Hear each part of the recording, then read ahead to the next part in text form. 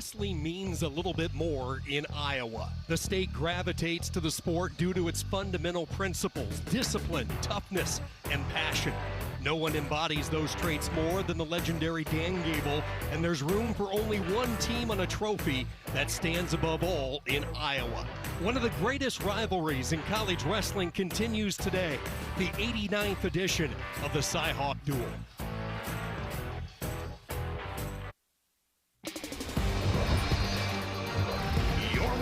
The Big 12 on ESPN. A foot of snow on this Thanksgiving weekend in Ames, Iowa won't stop fans from packing Hilton Coliseum for one of the sport's greatest spectacles. In every Iowa neighborhood, community, or even recently at your family Thanksgiving, you have Hawkeyes, you have Cyclones. Bragging rights on the line today. Number 6, Iowa State, ready to host number 3, Iowa. Star power up and down these two talent-filled lineups, each team with 4 top 3 wrestlers. It is a collision course over the next couple of hours. And a pleasant good afternoon. Sean Kinney alongside former ACC wrestler and official Rock Harrison. We hope you enjoyed your Thanksgiving weekend. Rock, there is plenty of new juice energizing this rivalry. Both teams have stockpiled their rosters with talent, and you look at the bout card, they are polished on both sides. The atmosphere is electric. Dark, lights are out. I'm telling you, what I'm seeing is just a different environment like any other duel. You have 4 transfers from Iowa, 4 transfers from Iowa State coming to make a difference for the Cy-Hawk Duel this year. You look at this duel, it is anticipated to be tight. Iowa has dominated. They've won 20 straight. If Iowa State is going to turn the corner, the Cyclones need to win what you feel 4 key swing weights. There are 4 weight classes that really make a difference and can change the total rule of this duel beat. Starting at 125. 125 is a rematch between Steve Poulin and Dean Peterson at the national championships won by Poulin. But with a new atmosphere, can Peterson turn it around and get the win for the Cyclones, for the Hawkeyes? Going up at 141, Nasir Bailey and Anthony Intermediate. What we have here is a return of All-Americans. One coming up from 133, one coming down from 49. You have 2 different styles. Bailey likes to ride and turn on top. Echemendia is truly creative on his feet. At 149, Panero Johnson, 2-time NCAA qualified, 2-time Big 12 champion, trying to become an All-American this year. Ryder Block, if you're in the state of Iowa, you always knew he had the ability and capability to become an All-American. Now it's manifesting this year. And at 197, big match here. 4-time All-American, Rocky Elam. Rocky Elam trying to become a national champion and set this place electric. And then Masoma and Dean, 3-time NCAA D3 champion. He has the star power. He beat an All-American last duel meet. Will he do it again tonight? It is no surprise these two teams could not reach an accord on what weight to start at. So after they flip the coin, Iowa State says, let's roll with the heavyweights. Buckle up, get ready. The Cy-Hawk Duel next.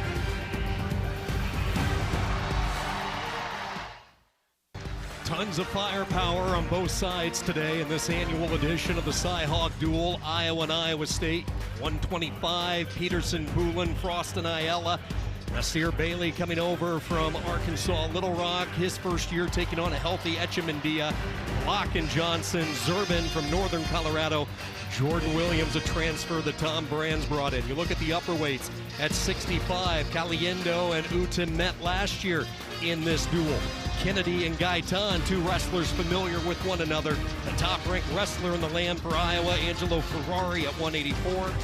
197 with Elam and Indine. And then we start at 285. Younger Bastida, Ben Keeter, 2 wrestlers coming off injuries in this offseason. Heavyweight is where we start. The top-ranked wrestler in the country is Younger Bastida. 3-time NCAA qualifier for Iowa State. His final year of eligibility coming off a medical red shirt a year ago, taking on Ben Keeter of Iowa. 15-10 against ranked opponents, and the Hawks are happy to have a healthy Keeter back just in time for this duel. I like starting with younger Bastida. They feel very confident that Bastida will go out and set this place afire. And we are underway from a packed Hilton Coliseum, a winter nightmare as far as Iowans go, with a foot of snow outside, winds. We have winter storm warnings, yet 10,000 plus have braved the highways, and they have arrived for the next couple of hours to settle in on one of the great rivalries in this sport. In Keeter for Iowa, the redshirt sophomore, local product out of Iowa City. Just his third match of the year. He is coming off-season surgery, had some repair on his hip, which cost him some time in the room this offseason. Looked good in his return against Dayton Pitzer of Pitt the other night. A 2-0 win against the talented heavyweight Keith Gavin and the Panthers. When we heard about that injury to Keeter, no one expected to see him this early, just to show you how hard he'd worked to get back to where he is. And these are heavy pulls and tugs. They're moving their feet, trying to get position. Both guys are trying to get on the inside and just pulling on the back of the head. Bastida driving the action near the edge. Keeter trying to recircle. Bastida not allowing him to get back as he shoots low. Bastida controlling the mat right now as we hit halfway through this first period. He certainly is, and that last shot by Keeter was just a shot to get him off of him. And one of the things that Keeter needs to do, he needs to turn his butt from the outside to the inside. But right now, Bastida's doing a great job of just moving forward. Good job repositioning near the edge. Continuation of action. Both wrestlers back into the center. Rock, your thoughts with these two teams not agreeing on what weight to start. So in college wrestling in a dual format, the two coaches flip a coin. Iowa State won the toss. Kevin Dresser electing to go with Bastida to start. That makes sense to me. Bastida is the favorite. Even though it's a 1 and a 6, Bastida has really shown that he is the top wrestler in the country at heavyweight. So they want to start off strong and then going down to 125, which is really a good shot there by Bastida. He's in there. He's got to take his time here and work. He's going to bring it up and look to trip. And that's the first takedown of the dual meet, and the Iowa State fans letting them know that they are appreciative of attacks. Bastida shooting right after Keeter got tagged with a stall. And now Bastida trying to ride out the final 25 seconds, unable to do that. Keeter able to get away, and it's 3-1. Surprised he didn't try to keep him down and end the period on top.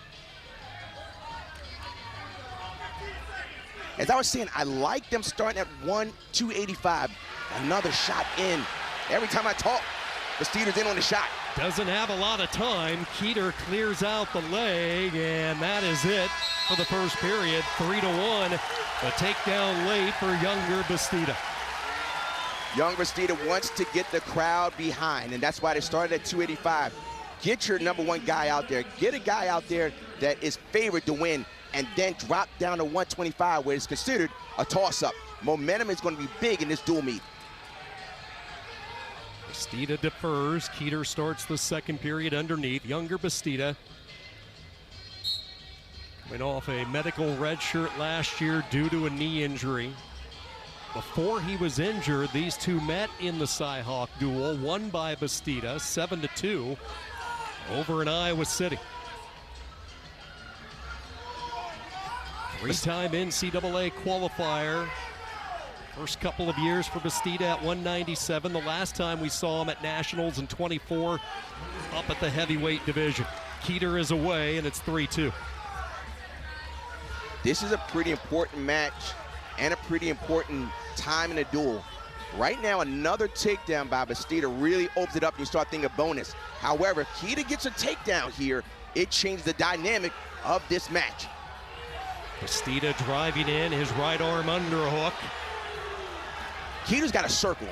He's got to put that hand on the inside and circle in.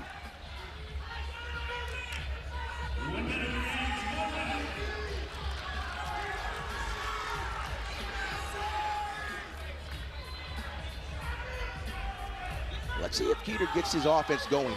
He's got to stall against him, so he's got to do a little more. Nice shot there, right at him. It's opening up right now. Keter's got to keep wrestling here. Bastida's got to open it up right now and really start to look for potential bonus points. A takedown in the first period, another takedown here in period 2. Takes a look over at the clock, 30 seconds to go. Second period, approaching a minute of riding time as the Cyclone senior.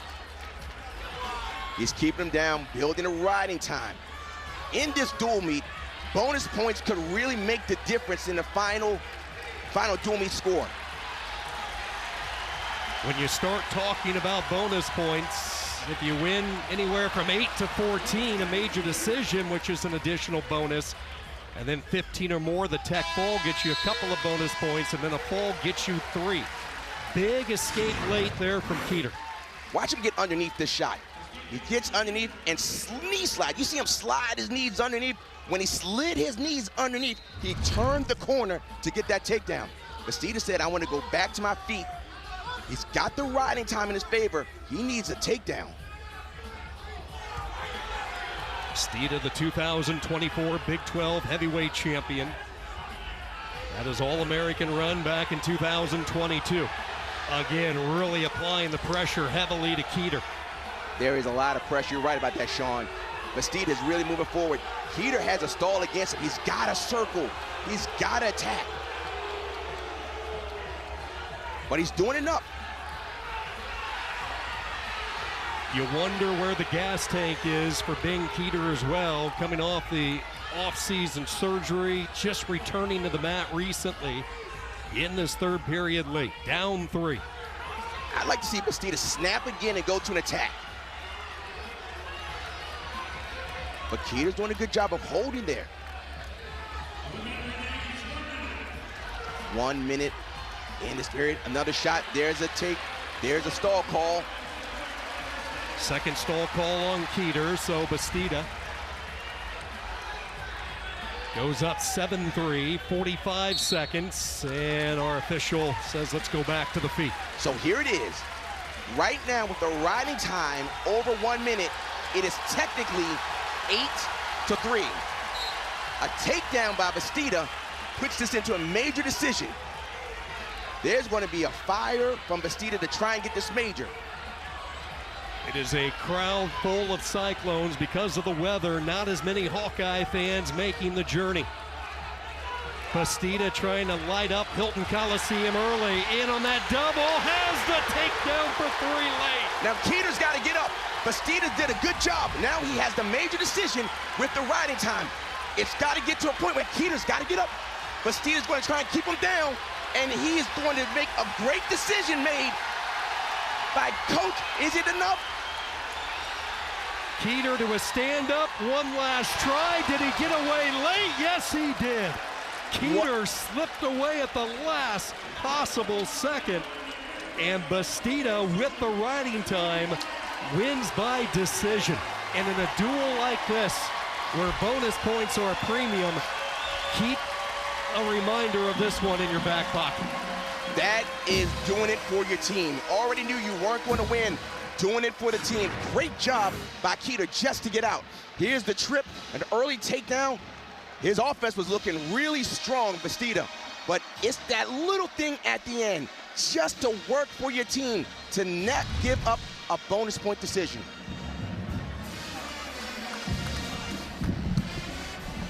'89th meeting between Iowa and Iowa State. Iowa leads the all-time series 70-16-2. Kevin Dresser looking for his first win against the Hawkeyes since he took over this Iowa State program. What a job he has done here in Ames, really reloading, rebuilding a program so rich in history that hit a tough stretch there for a while. Year 9 in Ames, the 2-time Big 12 Coach of the Year, decimated by injuries a season ago. You talk about consistency at a high level. There is Tom Brands, and the job he has done over at the University of Iowa, the Sheldon, Iowa native, in his 20th year, and he has had Iowa State's number. He has never lost to the Cyclones, a perfect 19-0 as the head coach of Iowa.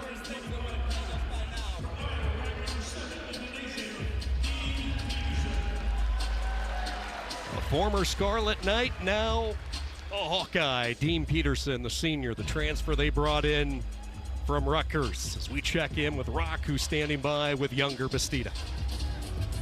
Younger, great match. What were you thinking starting off at 285? You know, it was kind of like a game plan. I won it. I want that match to be the first one. So, you know, I was ready. Now, at the end of the match, you know you needed the bonus points. What did you do to finally get that double leg? Well, you know, I was just thinking, when they say this is the last minute, I was just thinking, like, I got to go get after it and get one more takedown. Well, you know, I got it, so it was good. Thanks and congratulations. So Bastida gives Iowa State the early lead. Cyclones up 3-0 as we now await the arrival of the lightweights at 125 pounds. And as expected, Steve Poulin making his Hilton Coliseum entrance. A couple of transfers getting their first taste of the Cy-Hawk rivalry. Peterson coming over from Rutgers for Poulin. He had a very successful career at Northern Colorado. Second match of the afternoon. Poulin ranked 9th in the country. Peterson coming in, a mark of 4-1 this year, the senior from New Jersey. Look at Peterson so far this year in his first 5 matches. Hasn't been scoring a ton of points, but he's been able to win the tight matches. A 4-2 win over Spencer Moore of Illinois, beat Spratley of Oklahoma State 5-4, had a sudden victory win against Pitt and Tyler Chappell. His only loss was to Nick Bouzakis by fall in the national duels. You start to wonder, with a new environment and they wrestled back in March, what changes have they made? Now, they are who they are, but what little tweaks have they done to make them a little better? Steve Poulin is real nice slide by there. He's got to get behind him just a little more. Steve-O's really staying tight on the hip. But what are the changes that they have to do to make the difference? Steve-O's really a counter guy, good on top. And Peterson, as you said before, he has the flair for the dramatics at the end. He may keep it close, but at the end, you start feeling that Peterson is going to be that guy.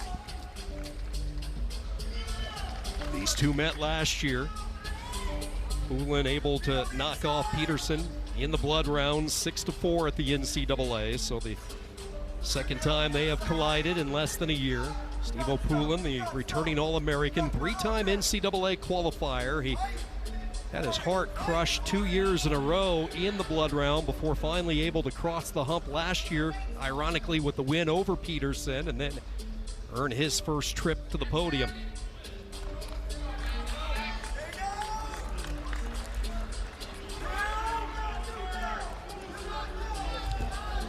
Straight on shot by Peterson, corralled effectively here by Poulin. Front head position. Let's see what direction Steve Poulin wants to go with it. Look for it. It was a nice little sucker drag that Peterson had, but as he was coming with the sucker drag, Poulin came up an underhook to stop that. These guys are seasoned vets.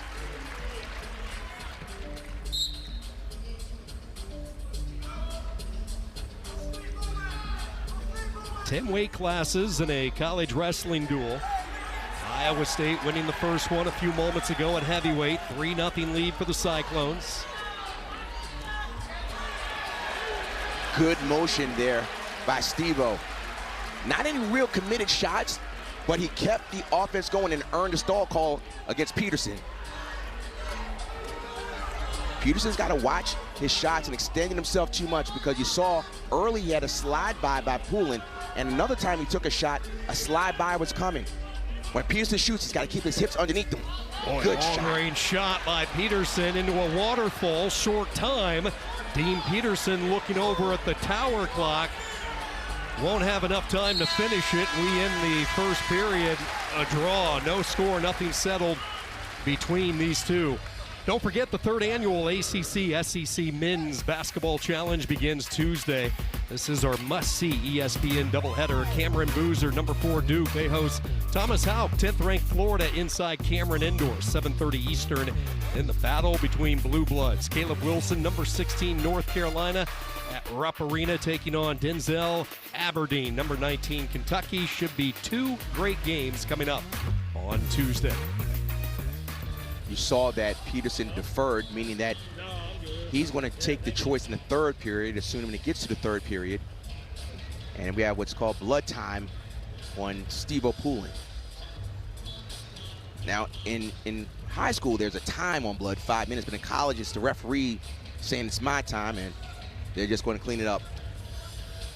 Poulin and his Northern Colorado teammate, Vinny Zerbin, both hitting the transfer portal this offseason. They were available following the coaching change, with Troy Nickerson leaving Northern Colorado and taking the position at Army West Point after that spot was vacated by Kevin Ward, who joined David Taylor's staff in Stillwater. So with Nickerson leaving, Poulin and Zerbin both hit the portal, and Kevin Dresser able to land 2 really good fits in a couple of weight classes that Iowa State needed some help at.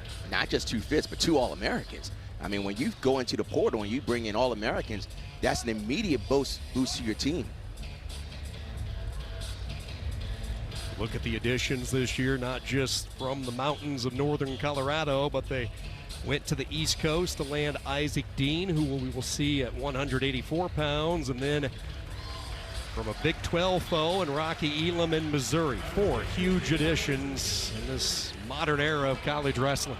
In college wrestling, mat wrestling is the difference. Steve Poulin had a great ride at the NCAAs, and now let's see what Peterson does. Quick stand-up underneath by Poulin. He's immediately up to his feet, and that did not take long. He is away.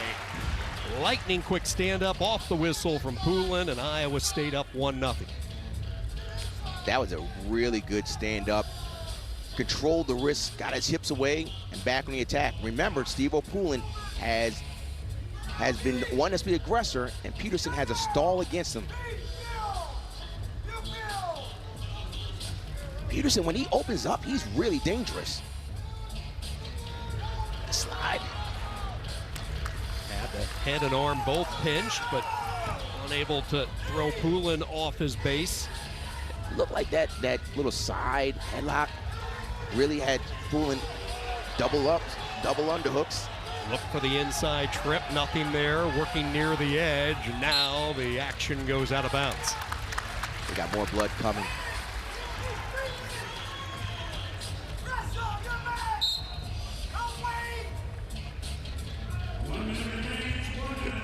You know, Sean, it seems like Peterson has started to have a change from the first period. Like he's starting to warm up a little more. You see the little jab steps moving. Changing his levels a little bit more. Right. And Steve-O's really not penetrating with his shots. It seems like Peterson is starting to figure this out a little more.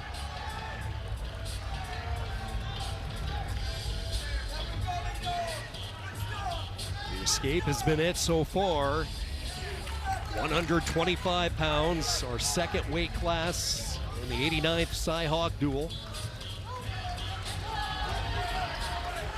See the nose starting to bleed again for Poulin. 20 seconds. Head buried underneath. Dean Peterson. Poulin trying to reshoot. Short time and a low-scoring bout. No real surprise. 2 wrestlers who know each other. One last shot there by Peterson, and that's going to be it. 1-0. Here's the question. Is Peterson going to go underneath, or is he going to stay neutral? He's looking, he's talking to coach. He made a decision. He made a decision. He's going underneath. It might be a great decision, or it might not be a good decision. But when you look at your coach like that, and you all both agree, you know something. And again, keep in mind, it was a late ride by Poulin at the Nationals last year that sent him to a win. So Peterson says, I want to go underneath anyways and show my improvement since my arrival in Iowa City. And you know what? It's not just keep him down for the whole period. It's enough to get the riding time. Good roll. Tries to hit the roll. Poulin sticks to him like glue. Now Peterson That's looking a cradle. for the reversal. That's a cradle. Does he have enough room to pull it off? Still has his right toe in bounds if he can drag Poulin back in. And they That's go one. out. One lost control. I agree with that call. He did not break that hip down on the cradle. He was face to face. I agree with that call. Now, when you had the cradle, let's go back to this. So he gets in, he does what's called a Granby, watch him roll. He held the leg. When you see him hold the leg, he turns, watch him lock the cradle. Yes, sir, right there. Now, he's still on his butt. He did not break him to the side. So face him like that is not enough to give a reversal. Therefore, It's not 2 points, but it is lost control. 1-1, 1:29 left in the third period. Cy-Hawk duel.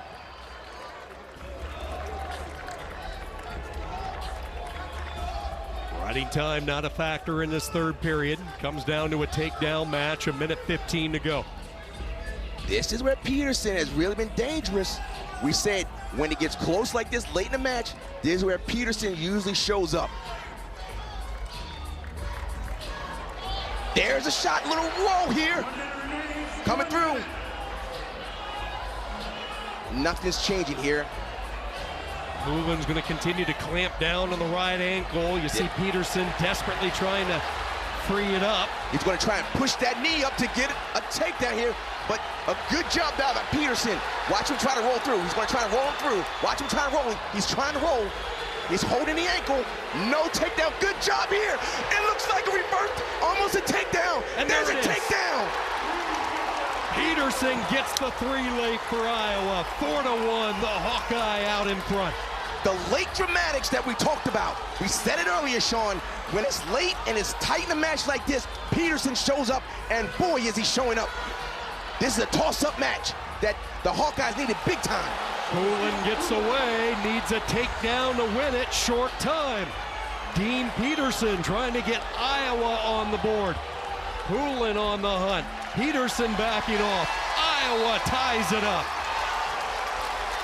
In his first Cy-Hawk battle, Dean Peterson turns the tables on Steve-O Poulin. 4-2 for the Hawkeye, and the Brands brothers celebrate a win at 125.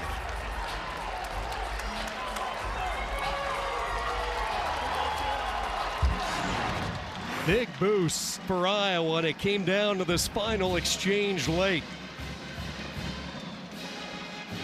Peterson establishing the 3, gets the late takedown, and we talked about the number of tight wins that he has had so far. He has been battle-tested in the month of November, as have this entire Iowa roster with the national duels and taking on a good Pitt team, and the Hawkeyes get the equalizer. Dean Peterson, first time living outside the state of New Jersey in his 22 years, and it was not a hard sell. He arrived in Iowa City, fell in love with the wrestling room, adjusted to Iowa life, and he delivers in front of a hostile environment. The Hawkeyes on the board through a couple of weights.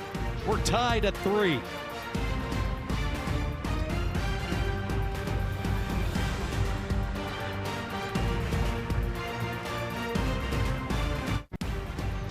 Two legends in the sport right there. Dan Gable, Jim Gibbons. A few moments ago, this crowd coming to their feet. Two men who won national championships both as a wrestler and as a coach. Gable leading the dynasty for Iowa for so many years. Jim Gibbons winning a title for the Cyclones as a wrestler, and then he took his talents to the coaching ranks. And those two coming together. I know, Rocket, you've had a chance to watch the duel. Just fantastic television with those two going back and forth, documenting the great rivalry that they had. You can watch it on television, but being here, there's a foot of snow when people came out to this. I was so cold getting just from the parking lot to the arena. There's some fans out here.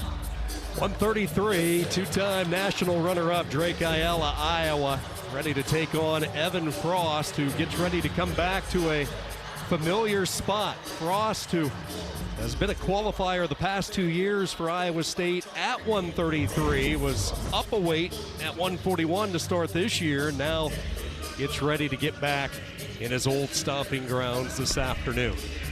This match is very important for the duel, but Evan Frost being down at 133 against returning national finalist. If I'm Drake Ayala, I'm trying to push this pace like you wouldn't believe to see if his descent down to 133 was a good descent or a rough one.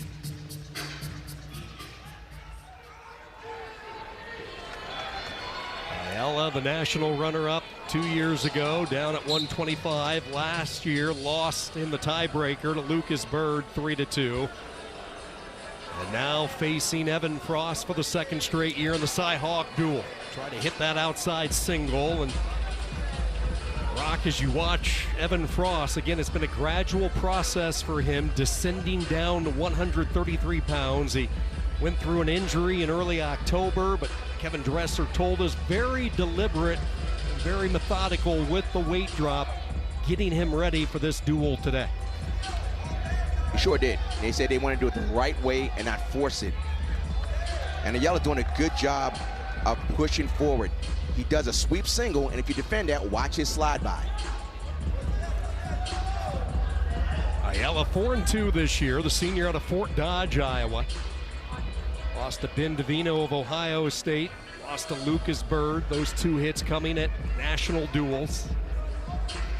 Talked about his success come March.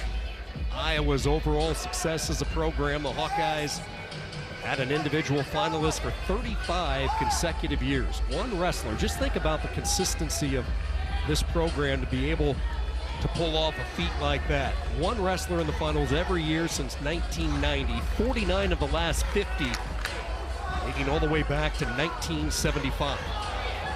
Capturing the arm here as Ayala has the 2-on-1. Ayala is just flowing really well. He's moving, he's taking the shots. Now Frost, he's very disciplined. He does everything well. His bottom wrestling is strong. His top wrestling is strong. His feet, they're all strong, but Ayala is really putting the pressure on them with his shots. He's moving well. 1 minute remains, 1 minute.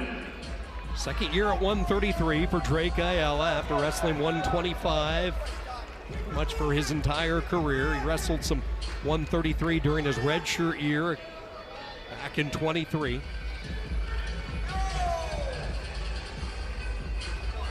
Utilized his red shirt behind the great Spencer Lee, the three-time champ, two-time Hodge winner. So he arrived in Iowa City, had an opportunity to watch one of the best. These next 4 weight classes are so important for Iowa State, because when you get up to 65, 74, and 84, the Hawkeyes are very, very strong. Ayala, this has been a great period. No points are scored, but he has set the tone and the pace. Closing moments of this first period, and we will go into the second scoreless.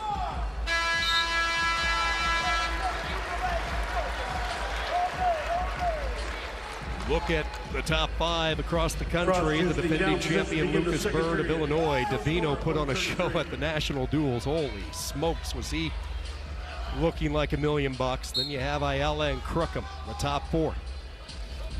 DeVino looked like something I'd never seen. He looks so strong. Frost gets the escape. And Ayala has not slowed down. There's that slide by. It's uncanny how good that is. Now watch him go towards a single. He's going to try and move up to the single. And here's the single. This is what he's done since high school. Slide by single. Textbook Drake Ayala. You mentioned him doing that since his high school days at Fort Dodge, winning 3 state championships. And this is, when you have a descent, and when we say descent, losing weight, physically, yes, it's going to be tough, but also mentally. When you start to get down and you start questioning, do I have enough inside to keep pushing? Do I have enough energy? And watch the typical slide by, but he goes right back up to the single and chases both legs. Starts with a single, ends with a double. 3-1 Drake Ayala.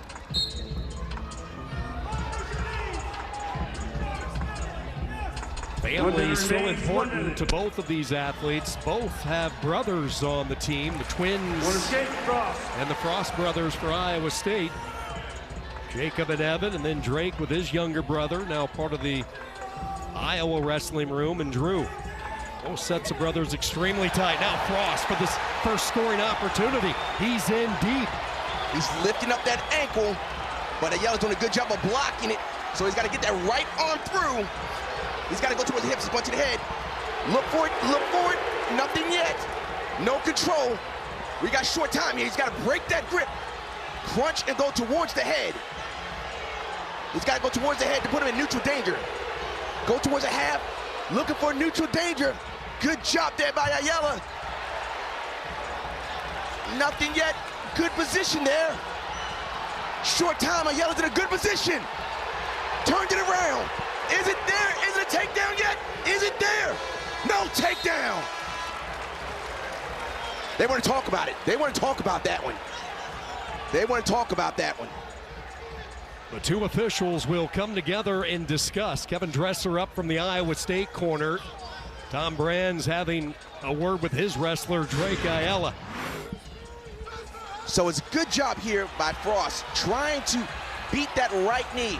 But Ayala's doing a good job of blocking. You see his left foot keeping it up, and now he's going to try to pass it, locking it, and he's going to try and roll through. He was not panicking at all. And then just when there's a motion, he's going to roll. Right when the motion comes through, nothing, still pushing. There it is, good balance. This is just a scramble. A scramble is just a field position, moving and looking for a better position. Drake Ayala is going to come across, watch him lace the ankle. The question is there enough there? What I saw was the head referee looked at the second referee, and the call is confirmed that there is no points. No points. No points awarded. Titus Godbolt wanted to take a look. That was not a challenge from either corner. Keep in mind, in a duel, each corner given one challenge brick. Neither one used it. That was an official initiated review. So we start this third pretty much where we picked off at the end of the second. Frost is right back in on the leg. Right back in. And Frost is very proficient here. He's going to take his time. You're not going to get too many opportunities like this against Ayala. Another roll here. Is that enough? In that same position. There's the takedown. Oh, we got a good one here. We got a good one here. Frost has his first lead. Ayala back up to his feet. Frost looking for the mat return. Ayala couldn't quite get the full roll through. And now Frost working his way near the edge, and Ayala gets the point, and it's 5-4. Riding time not a factor in this one, and everybody starting to come to their feet. This is huge. Coming down for the weight. Ayala got in on that leg again. He's going back to that single, but now it's across the hip. Look at the hip position here. Ayala's going to try and push that ankle just out just a little bit and look for a roll through. Watch it. He's going to try and put his foot down. Look at this situation. Watch it. Potentially dangerous. He's going to try and crowd him. Nothing. This is craziness. Look at this. This is a bad position for Ayala. Neutral danger 3 for Evan Frost, and he goes up 8-4, and now potentially dangerous with 29 seconds to go. That was a neutral danger. Ayala put his position in the back, bad at breaking 90 degrees or less. Here I am talking about Frost and his conditioning. He told me to shut up. Frost gets the 3 in the neutral danger late. Goes back into the ride. Quick stand up from Ayala. And he is away. Again, riding time not a factor. A takedown for Ayala could force sudden victory. 18 seconds to go. He can hold on here for dear life. Frost gets right back in, anchors in on the left leg of the He can solve this one out. Hawkeye Senior. And this crowd at Hilton Coliseum is going to count you down for the final 5 seconds. Iowa State back out in front.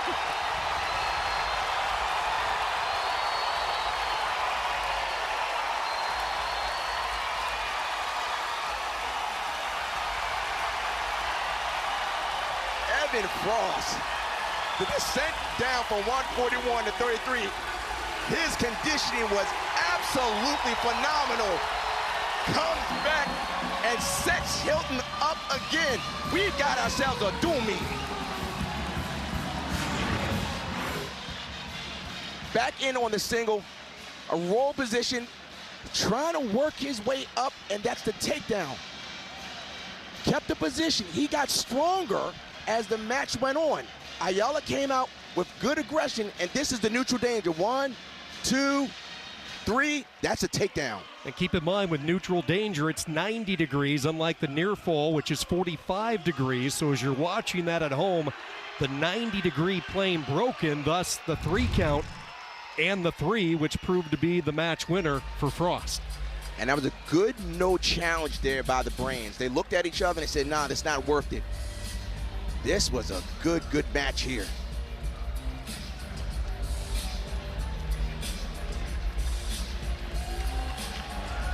David Carr, an Iowa State legend, national champion, working his way up on the freestyle circuit. Man, they're just loaded here. They're just loaded. What a great environment this is, Cy-Hawk Duel. It's not like being here. The infectious smile of David Carr, always a smile on his face. And a wrestler that we have enjoyed watching the past couple of years, and our first time seeing him in a Hawkeye singlet is Nasir Bailey. As we bump up to 141 pounds, Nasir Bailey ranked 7th in the country for Iowa, 54-9 all-time, had the really good run for Little Rock, taking on Anthony Echemendia, who is healthy this year. He had quite a scare last season, fought a very serious staph infection, talked about how he really had to change his mindset, had to go into a patient type of approach and simply let the body heal, and he is fully ready to go for Iowa State and be one of the anchors that Kevin Dresser can rely on pretty consistently throughout the next couple months. Health is such a big deal on every team. How many coaches I talked to say we're just trying to get healthy, even at the beginning of the year. 141, another swing weight.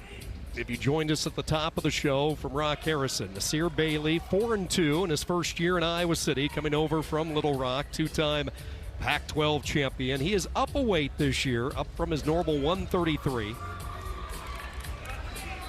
Coming off a national duel tournament in which he won a couple of matches, went 2-2. These two guys will fight wrist the whole match. When I say fight wrist, they'll stand there and try to control the wrist to start their offense. What have you noticed from Bailey so far? The body of work still very small, but up a weight, how's he looking at 141? You know, it's not enough data for me to really say, but he's still doing the things he did before he transferred over. He's still wrestling well.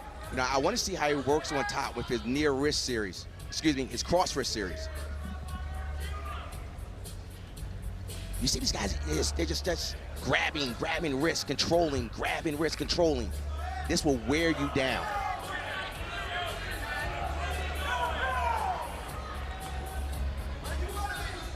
You know what it's like? It's just like grabbing tennis balls and just trying to squeeze tennis balls for 7 minutes, just trying to squeeze. That's what it's like, just grabbing a wrist, grabbing a wrist.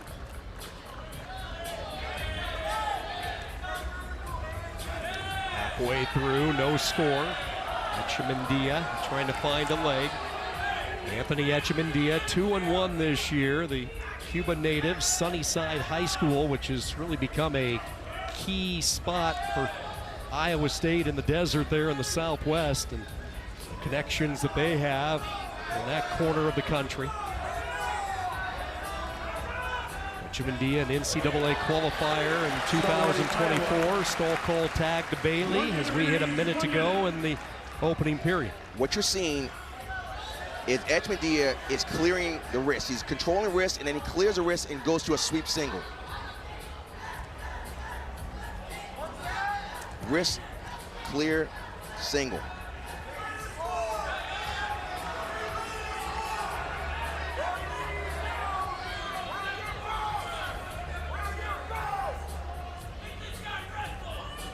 So we gotta get to a point where Nasir Bailey needs to create some space, because right now, this controlling the wrist is going into Anthony Echemendia.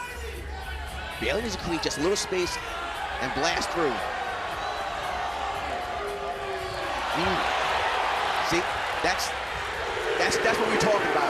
That wrist, he kept controlling the wrist, and then when he controlled it, he cleared it and stepped right in. That wasn't a shot. He just cleared and stepped. Unanswered points toward the end of the period. Echemendia will hold this position, let the final few moments dwindle off. They're going to restart it one more time with a second to go as Titus Godbolt enters them back into the center, but the late takedown by Echemendia.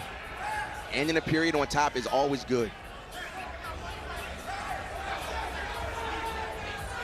Well, some issue with the clock. There should still be 1 second, so we need one more restart. There we go. So they will put Bailey down underneath. 1 second remaining.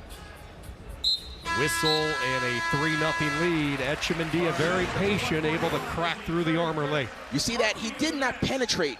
He didn't put his knee on the mat. All he did was clear the wrist and step in. And when he stepped in like that, it didn't give Bailey an opportunity to either crunch him or sprawl. Back in on a leg, switches to the double, has him airborne and down to the mat for 3. Echemendia finishing with some authority on that second takedown. Echemendia, you see his game plan, close the gap and create shots. Second time, he did not even penetrate. He's stepping in. He's not giving Bailey any type of opportunity to create space.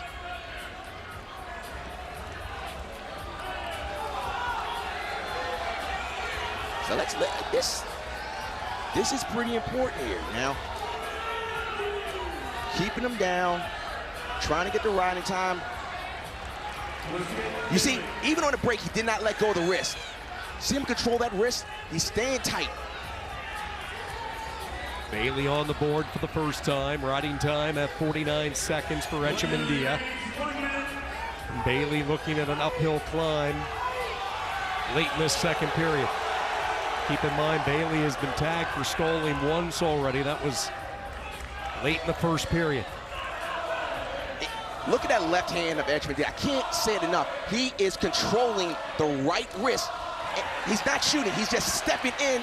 This is a tough situation here. He's going to step in, watch him get his hips closer. Had the over-under position. Hand lock was broke. Bailey still being steered off the mat. Echemendia had him pinned along that far side. Good job by Bailey. Mat awareness, the recircle. He was in danger of giving up that second stall. If I am Nasir Bailey as an adjustment. And there comes the stall. If I'm Nasir Bailey, I'm putting my right wrist behind my back or something, because that is what Echemendia is controlling. You see, he goes right to that right wrist. He's controlling that throughout this whole match. We are seeing how to wrestle in a phone booth. He stays tight. He doesn't give any space. Watch him pop the hips. And by bringing them straight back, there's no opportunity for rolls. Now, here we have Nasir Bailey, cross wrist, tilts. He's been doing this since his days, home days in Illinois. Winning state titles at Rich Township High School. This is a guy that can make up ground in a hurry if he catches a wrist and gets you rolled over. You see exactly what Echemendia is doing. He's keeping his hands out like an airplane. He doesn't want to give up any risk.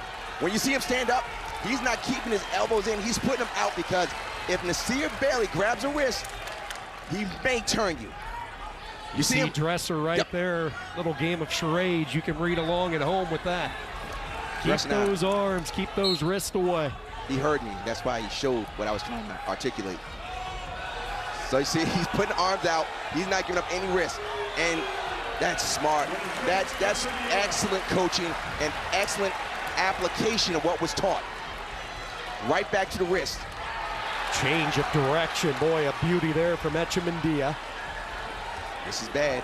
Has him up again, and he has him down again. 3 more, and all of a sudden, if you're Iowa State, an opportunity for some bonus points. This is bonus point material right here. Wow. Who saw this one coming? What a road back for Echemendia. It started last December. 4 surgeries later, 8 days in the hospital fighting a very serious staph infection. And now up by 9 late on Nasir Bailey. Popping the hips. Good job there by Echemendia. Stalemate with 35 seconds to go. Again, keep in mind, riding time not a factor. Echemendia with 53 seconds, leading by 9. This crowd knows what's on the line. Iowa with some big guns coming up. Just like Keeter did at heavyweight, Nasir Bailey has got to do this for the team. Work for a takedown to take away the bonus point. He's got to work here. Bonus points make all the difference in a tight duel like this. Benjamin Diaz sprawling back, trying to capture that leg. They're going to let him go. They're telling him let him go. They're telling him let him go. They're telling him let him go. They're telling him let him go. No need to risk it. No, he's got to let him go for real. He's got to let him go for real. Tech, fall possibility. Cut and release, 2 seconds, 1 second. And that is going to be it. Riding time tacked on. He'll win by major decision. Dresser and Iowa State pick up 14 points. And the Cyclones go up 10-3.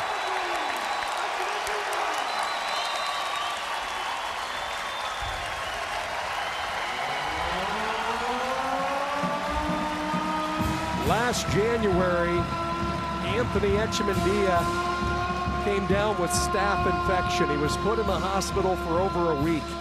He was off the mat from December through June. He had IV antibiotics put in him for over a month, every 8 hours. As he laid in the hospital bed, moments like this is what he dreamed of. Missing the action, being a part of the fray. And the Cyhawk, and he delivers the first bonus point for either team. A major decision win. 15-2 over Nasir Bailey as we check in with Rock. Anthony, your offense was on point. What was going through your mind as you were creating these opportunities to score? My dad talked to me after I wrestled Mendes at the All-Star Classic. He said, you have a huge arsenal. Don't protect your matches anymore. Go out there and go crazy. It don't matter what happens at the end. Now you went crazy. How do you feel turning this crowd the way you did? Man, I love this place. Look at this, like I grew up in Cuba, third world country. This is just a dream. Like I always said on my interviews, every second that I get to experience things like this, it's just, I feel like I'm dreaming. So I'm super grateful for Cyclone Nation and the support they show us. Andy, thank you. Thank you, sir. From Cuba to Ohio State, now year 3 in Ames, and Echemendia has given Iowa State the lead. 10-3 Cyclones over Iowa as we get ready. 149, Waverly, Iowa's Ryder Block, Paniro Johnson. Cyclones had a couple of options to go with. Johnson tries to stay perfect against the Hawkeyes when we come back.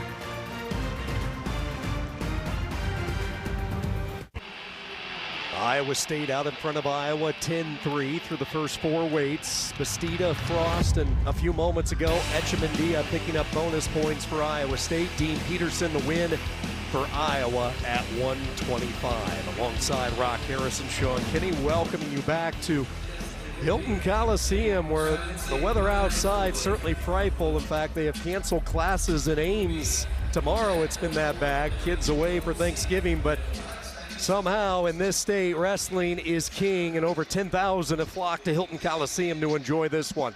Ryder Block, Iowa, 3-1. Tremendous high school career, wrestling for Waverly Shell Rock, taking on Paniro Johnson. This was one of the question marks for Iowa State coming in. Would it be Johnson, or would they turn to their returning All-American from a year ago, Jacob Frost? But with the spotlight on, Dresser elects to go with Paniro Johnson. That's a coaching decision. I mean, and it also speaks to the depth of Iowa State at 149. You have an All-American, and then you have Paniro Johnson, 2-time Big 12 champion. It might have been just a gut feel, or stylistically, you may think that Paniro Johnson just stacks up better against Ryder Block. Ryder Block 3-1 this year, the sophomore from Waverly, first time into the Iowa starting lineup this year. And you talk about perseverance, injuries the last couple of years. He has tore his ACL not once but twice, 2 straight years battling back, and he has been really good this year for the Hawkeyes at 49.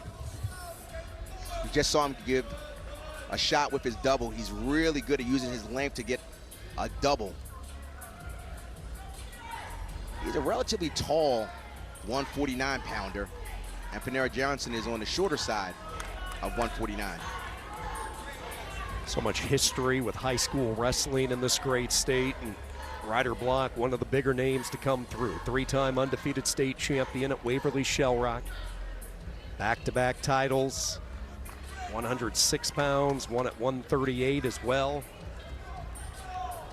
Now finding a home after the knee injuries the last couple of years, and he's looking right at home at 149. 3-1 this year. Sat behind All-American Kyle Parco a season ago in Iowa City.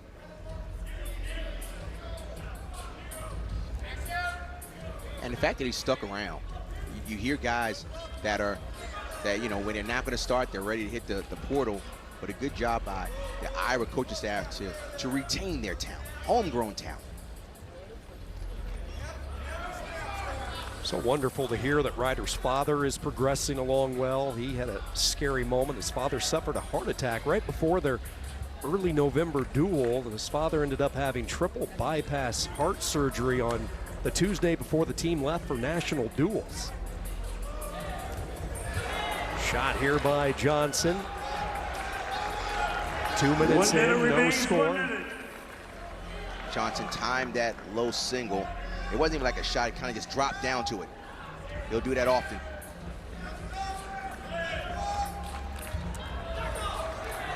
Ryder Block is doing a good job of stalking. Stalking meaning he's just continuing to keep the pressure forward. Not being reckless, but setting the tone.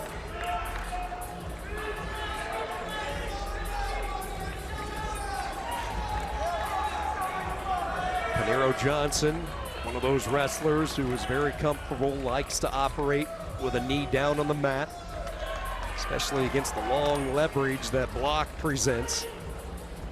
Those long limbs, long arms, long legs for Ryder Block.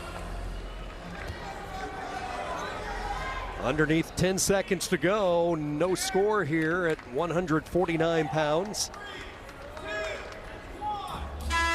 And we head to the corner scoreless.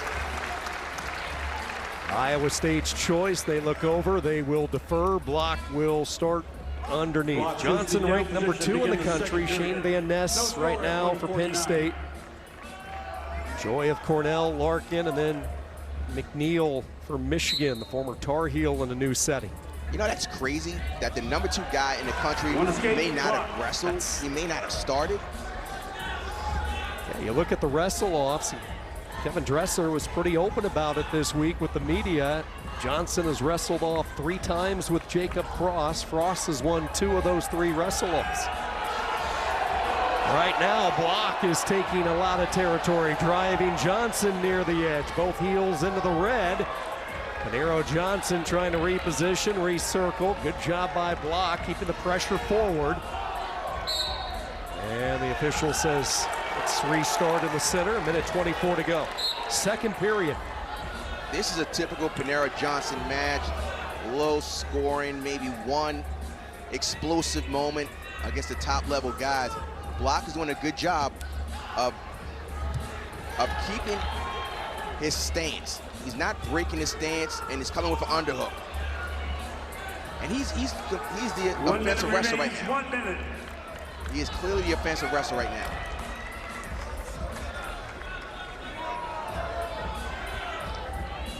Panero needs to take a half shot or something.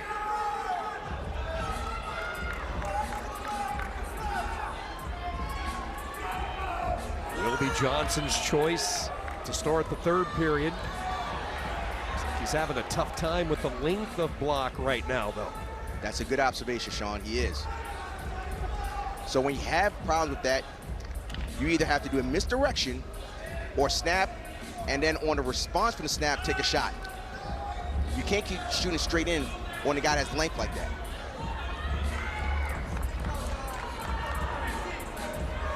"15 seconds in this second period. Block with the escape early. A 1-0 lead for Iowa. Here at 149 pounds, and it will be Johnson's choice, and we'll see what direction they go as we head to the third period. Key weight in this duel.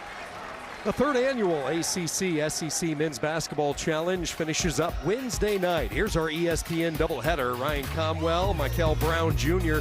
leads 6th-ranked Louisville against Malik Thomas, number 22 Arkansas at 7:15 Eastern, followed by Keyshawn Hall, number 21 Auburn, hosting Darian Williams, 23rd ranked NC State. What a great way to cap off the ACC SEC Men's Challenge.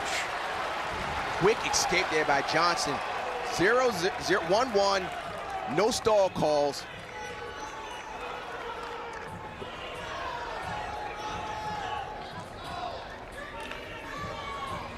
I guess we had to tone it out. We had so many fireworks the first 5 matches. Just 4 matches, we just had to slow it down a little bit. This crowd sensing that it's a little too quiet, so now they're trying to get behind Paniro Johnson. A rivalry that dates all the way back to 1919, and it's been a rivalry that's been one-sided over the past couple of decades. Iowa winners of 20 straight. Tom Brands has never lost to Iowa State.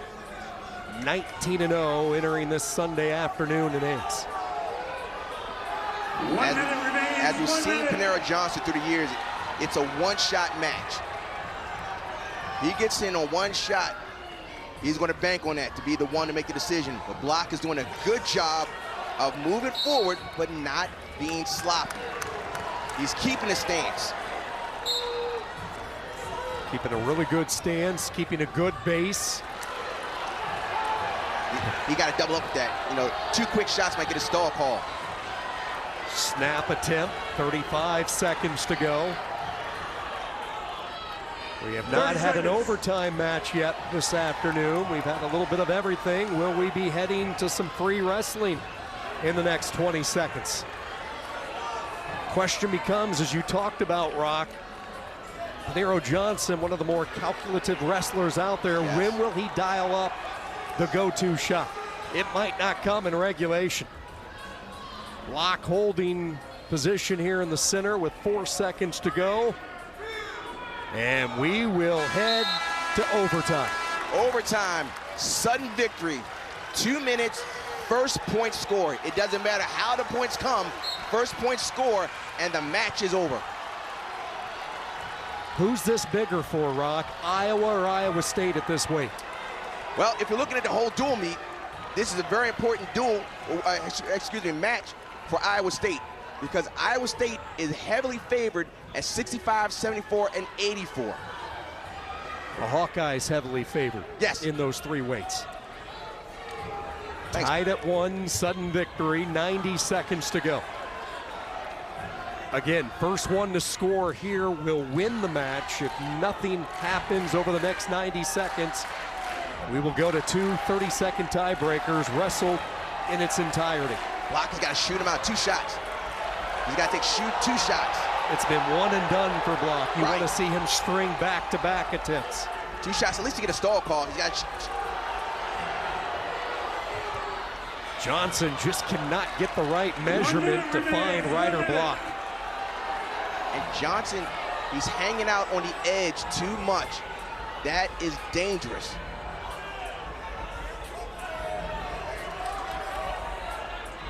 But what I like about Block, his shots, they're not bad shots.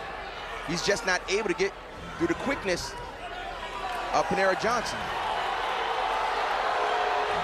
There's the shot by Johnson, straight on. Trying to get the chest wrap, had the hands locked for a moment. Great strength by Block. You're right about that. That was that one shot. That was what we're talking about. The calculated one shot. Fantastic defense there by Block. 19 seconds. Oh, the drama so thick right now. If we go to the tiebreakers, normally I would have given the advantage to Block, but Paniro Johnson got out so quickly. So let's talk about it. We have 2 30-second periods. Since there was no point scored, now Paniro Johnson says, I will defer. I'm not going to choose. Therefore, Block has the option of top, bottom, or neutral. Block starts underneath. Johnson in the position, and here we go. 2 30-second tiebreakers, and Ryder Block has no trouble getting away. That was quick. Very quick for Block, and he gets the escape, 2-1. 3 seconds is what it took for Block to get out.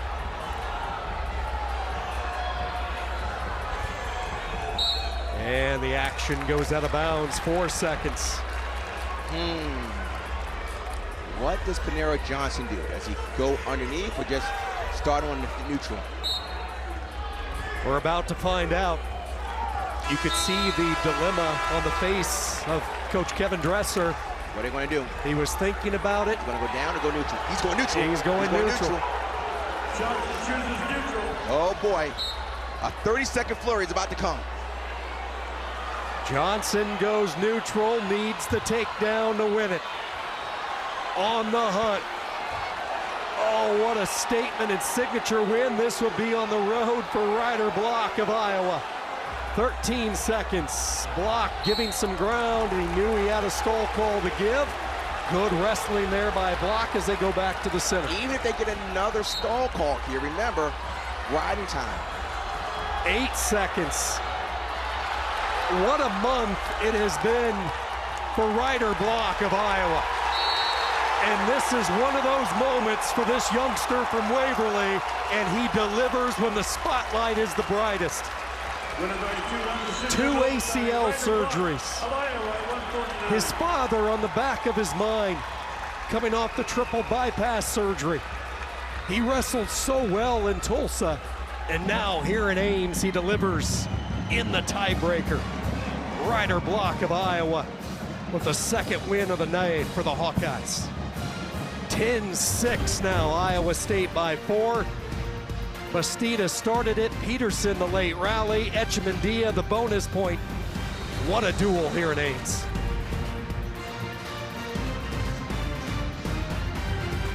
Quite a start to this one. The intermission, Iowa State out in front of Iowa. The annual Cy-Hawk rivalry, 10-6, Cyclones on top. A few moments ago, we had a chance to catch up with both head coaches. Coach, take us through that last win by Ryder Block. I mean, it comes down to riding time. We got to score more points. We got to score takedowns. Early takedowns at the end of the match. Take us through the message in a few moments you're going to give to your next 5 weights. Tough matches, every point matters. Go score takedowns. Make it easier by scoring takedowns. Best of luck. Thank you.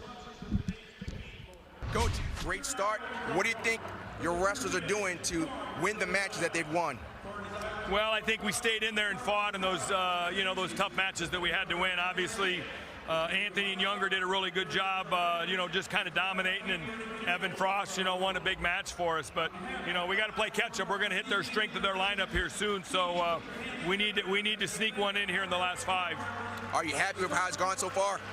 I don't like losing that overtime at all, so no, not right now. Ask me in an hour. Good luck, Coach. Thank you. Take a look at what has transpired so far. We actually started at heavyweight. This was determined by a flip of the coin earlier. The two coaches not agreeing on what weight to start. Iowa State wins the coin flip. Younger Bastida delivers 11-4. Keep in mind, though, Ben Keeter avoided the bonus point. He was able to get a late escape with under a second to go to keep an additional point away from Iowa State. Hawkeyes on the board at 125 with Peterson, and as we just saw, the huge win from the sophomore Block. Rock, you take a look at what's coming up. We're anticipating on Jordan Williams getting the call for Iowa. And as Coach Dresser mentioned, you're starting to roll into the teeth of this Iowa lineup. 165, 174, 84. They are favored towards the Hawkeyes. That's why this match between Williams and Zerbin make a big difference. And then 197, that's going to be the match. A lot to settle still on this Sunday after Thanksgiving. Jordan Williams, the transfer they brought in. Benny Zerbin all the way from Northern Colorado. Two wrestlers ready for their debut in the Cy-Hawk.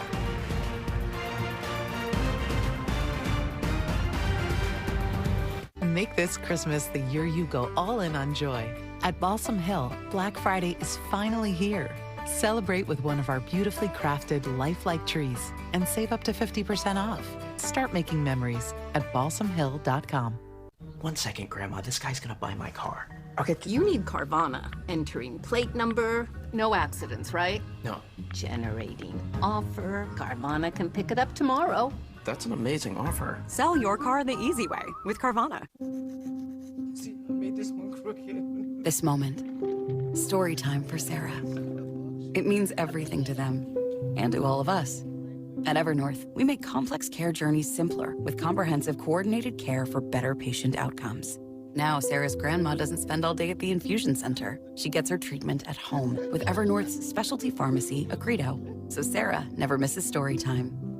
Evernorth Specialty Services, because every moment counts.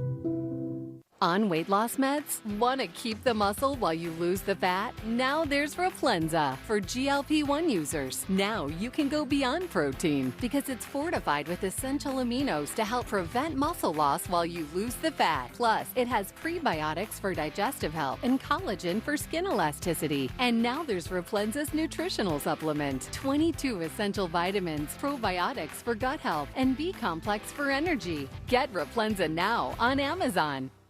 Enter Jack, sliding into his morning commute. Cool, calm, collected. Easy like a Sunday, even on a Monday. Briefs to boardroom in 10, game on. Workday crushed, confidence off the charts. And tonight, he's not chasing the vibe, he's bringing it. Jack Archer, style that goes the distance. Shop our biggest sale of the year with 25% off at jackarcher.com/TV. Wildly entertaining and unpredictable Big 12 has a champion to crown, and AT&T Stadium is where we're going to decide it. Into the corner, touchdown.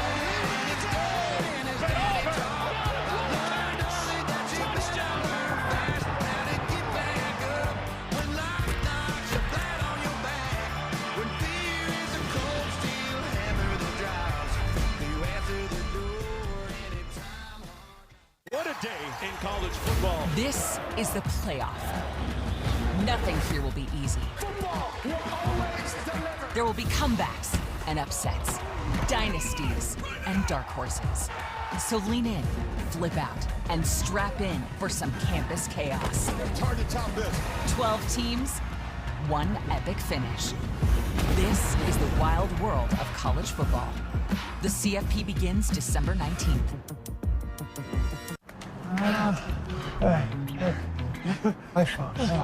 That's right. Really? Oh, yeah. Oh, yeah. No way. Yeah.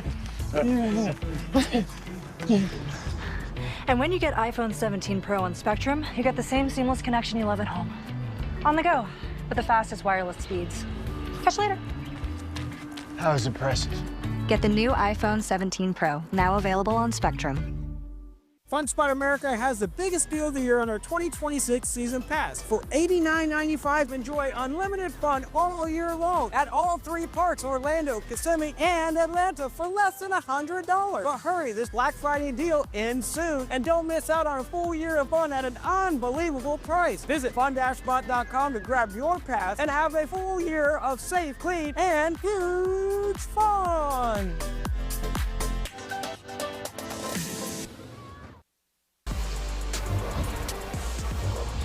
This is the Big 12 on ESPN. Boy, there was a lot of snow falling in Ames, Iowa over the past 24 hours. Airports closed, roads closed. It's all said and done. A foot of snow on the ground.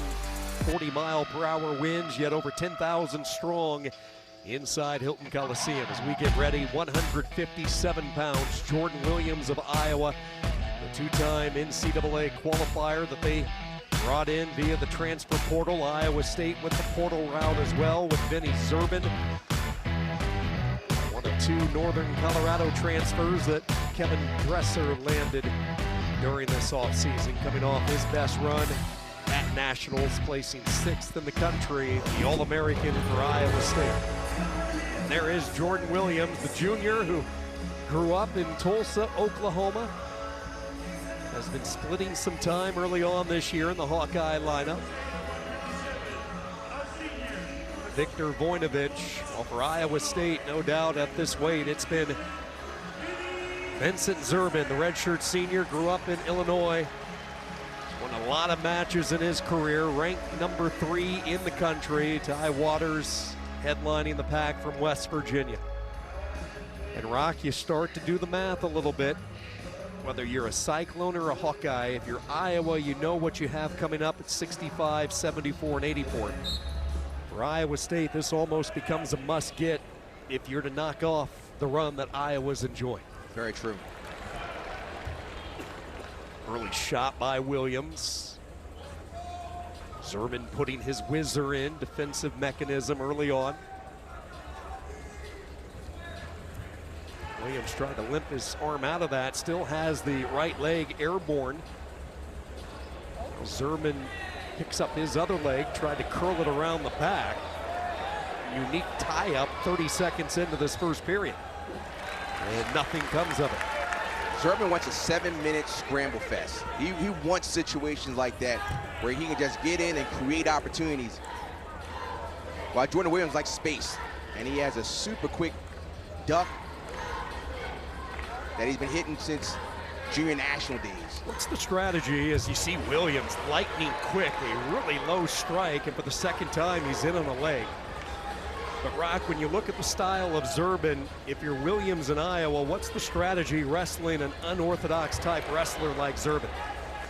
Well, with Zerban, when you wrestle someone like him, you have to finish quickly. And you can see Jordan Williams got into the shot, but when there's just a little hesitation, it gives Zerban an opportunity to create his offense. When you wrestle guys like Zerban, you have to finish quickly and be disciplined.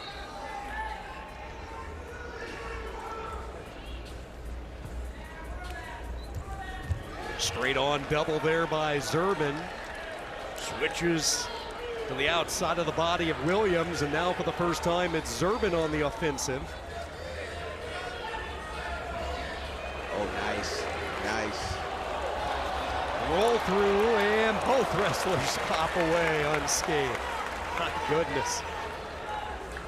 I think that was a mutual clap by both sides. Yes. That's like a touche. Williams, like his Little Rock teammate, now Hawkeye teammate, Nasir Bailey, bumping up a weight to 157. Look at the career of Jordan Williams. Two-time NCAA qualifier, both times at 149 pounds. Made it to the round of 12 last year, fresh off winning a Pac-12 title, and he feels this is his best weight. Some people might think, well, is he a little small for this weight? But he is 100% sold that this is his highest performance as far as competing at 157. He looks like a solid size 57-pounder as well.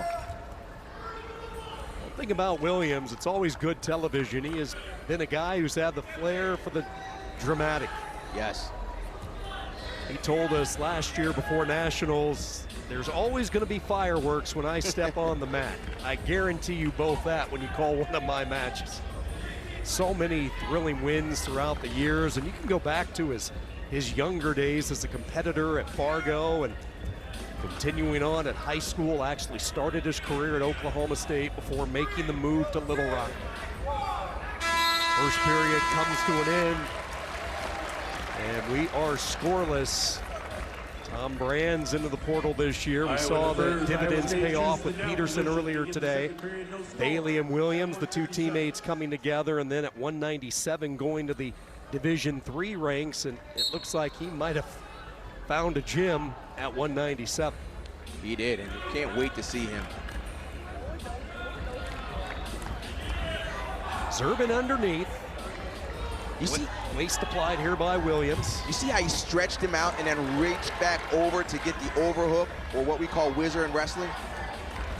One escape, Zerban. Zerban gets away, 21 seconds for Williams with the ride, 1-0. Vincent Zerban, third ranked in the country. In on that low ankle. You see how he scissored the leg? Now he's gonna try and work his way through. He's got the wrist underneath. So Zerban now is behind a much better position. Now he's tabling it. Watch the dive through there by Jordan Williams. Shelves up that leg, quick with the attack, captures the second, and the first takedown goes to Zerban. Zerban is good on top. There's a big momentum switch right here. Now Zerban is a strong top wrestler. Williams has got to get out quickly. You know, it's interesting, Rock, as we cross past the intermission and into the final 5 weights, the offense in this duel has come from the feet. We haven't seen the mat offense so far through the first 5 weights. And that's interesting because the big difference in college wrestling is the mat. Now the leg is in. He kind of brought that leg in, and now Zurban is in a better position where he can really put the pressure on Williams and make Williams make a tough decision on the 3rd period. Does he want to go underneath, or does he want to go neutral? This is a good position. Watch the armbar. Yep, real comfortable ride. Has the right arm of Williams curled up underneath. Our official Titus Godbolt right on top of it. Williams wisely able to clear out his arm. Slowly into a stand-up, trying to turn and face. Now he's going to get the 2 on the reversal, and Williams right back into it. That was pretty.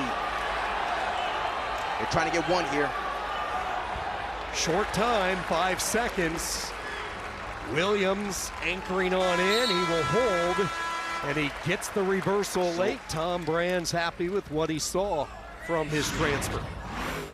So he reaches back, almost had a headlock there, and then just turn his hips and get the reversal.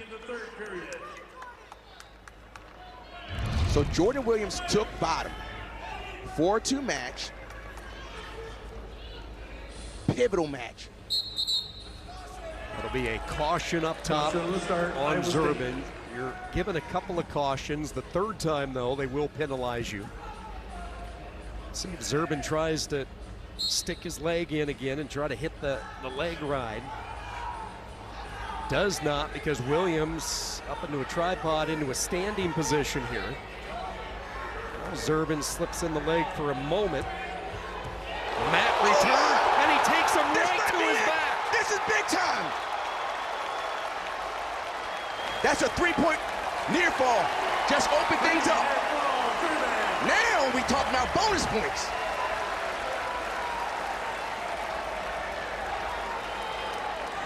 What was the mistake Williams made on that last exchange? He reached back. Now, before the 2nd period, he reached back and he might get near fall again. Not quite 45. 45, not there. He's still looking.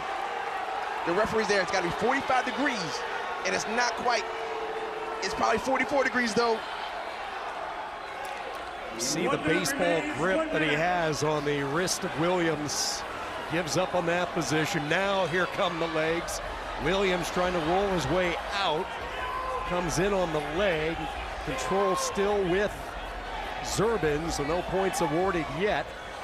And now the 1 given, and it's 8-3, but Zurban has a 1:33 riding time. And with the riding time, it's 9-3. A takedown would be absolutely huge, not just for this match, but also for the dual meet. Riding time gets locked. Can Zurban find a bonus point for Iowa State?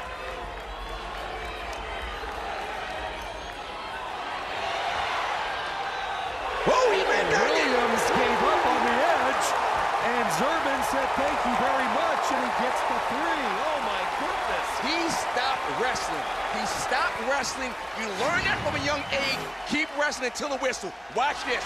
He just slows down. He stops right there. He in, take down. That is important. You keep wrestling. Heads up by Zurban, too, with the toe drag, executed beautifully along the edge. Gotta get a reversal here.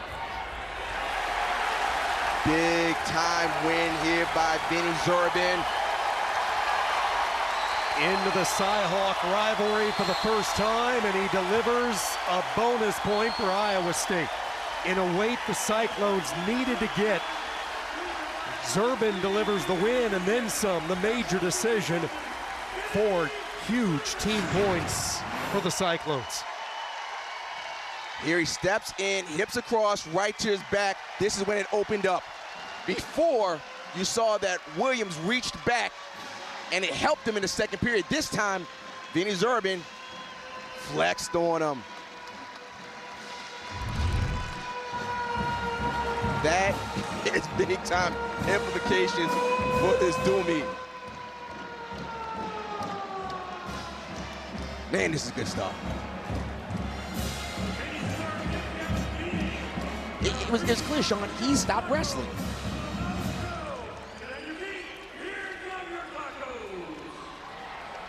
We'll see if the mistake comes back to haunt Iowa as we go to 165 pounds. And now here come the Hawkeyes and their firepower.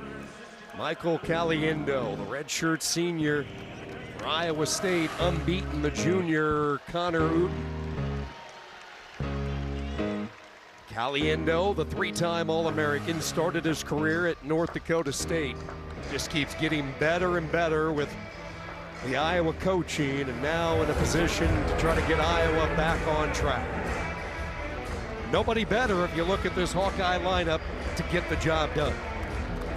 Caliendo, he doesn't get startled, he doesn't get rattled. He's been in the national finals. He has a motor, and he has a desire to compete. Last time out in the duel against Pitt, Caliendo put up 22 points in the Tech Fall win. Connor Uten wrestled him tough a year ago in the duel. In fact, it was this duel that Uten suffered the season-ending knee injury that cost him a lot of time on the mat. You still see the after effects, that big protective brace on his leg. So Caliendo and Uten for the second straight year in the Cy-Hawk. One thing that you may not know about Uten, he has a gas tank. He's not going to get worn down when it comes to just being tired. Now Caliendo has the combination of a great motor, but also technically he's really strong. Caliendo, the NCAA runner-up from a year ago. And there's the offense that Iowa fans love to see, not wasting any time.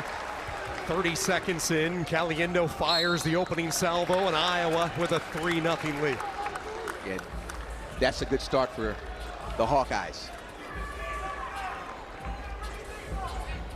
Caliendo talked about how fast the years have gone by, starting in Fargo and then making his way to Iowa City, looking for a tilt here, but Uten gets back to his base. 3-1, Caliendo on top, approaching a minute into this first period. The recipe for success, the formula for Caliendo has stayed the same. Control the center, you'll see him do that. He will impose his will, and he will score as many points as possible. And that's what Iowa wrestlers been known for. Aggressive, scoring opportunities, never back down. And Caliendo is wrestling that type of match right now. Iowa State. Second opportunity to score, has that leg way up in the trees, foot sweep and a beauty and 3 more. And Caliendo goes up 6-1. This is what Dresser was talking about when I interviewed him. He said, look, we know the strength of the lineup is coming up, and this is the start of their strength. 65, then 74, and then 84. You look at some of the names that Caliendo has battled throughout the years in the weight classes he has competed. Of course, Mitchell Messenbrink. We saw David Carr in attendance here for Iowa State. Keegan O'Toole, he ran into him. Just went through some of the biggest names that this sport has put out there the last few years. And it's gotten better. Each year you see him getting progressively better.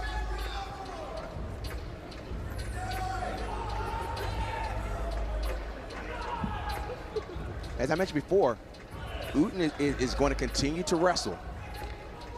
He's not going to get discouraged by being down because he knows he can keep going. Caliendo thinking one more takedown in what has been a very productive opening 3 minutes.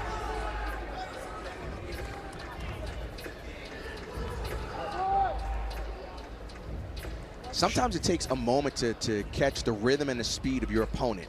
And it seems like Uten is getting to that point where he's kind of feeling the speed of Caliendo.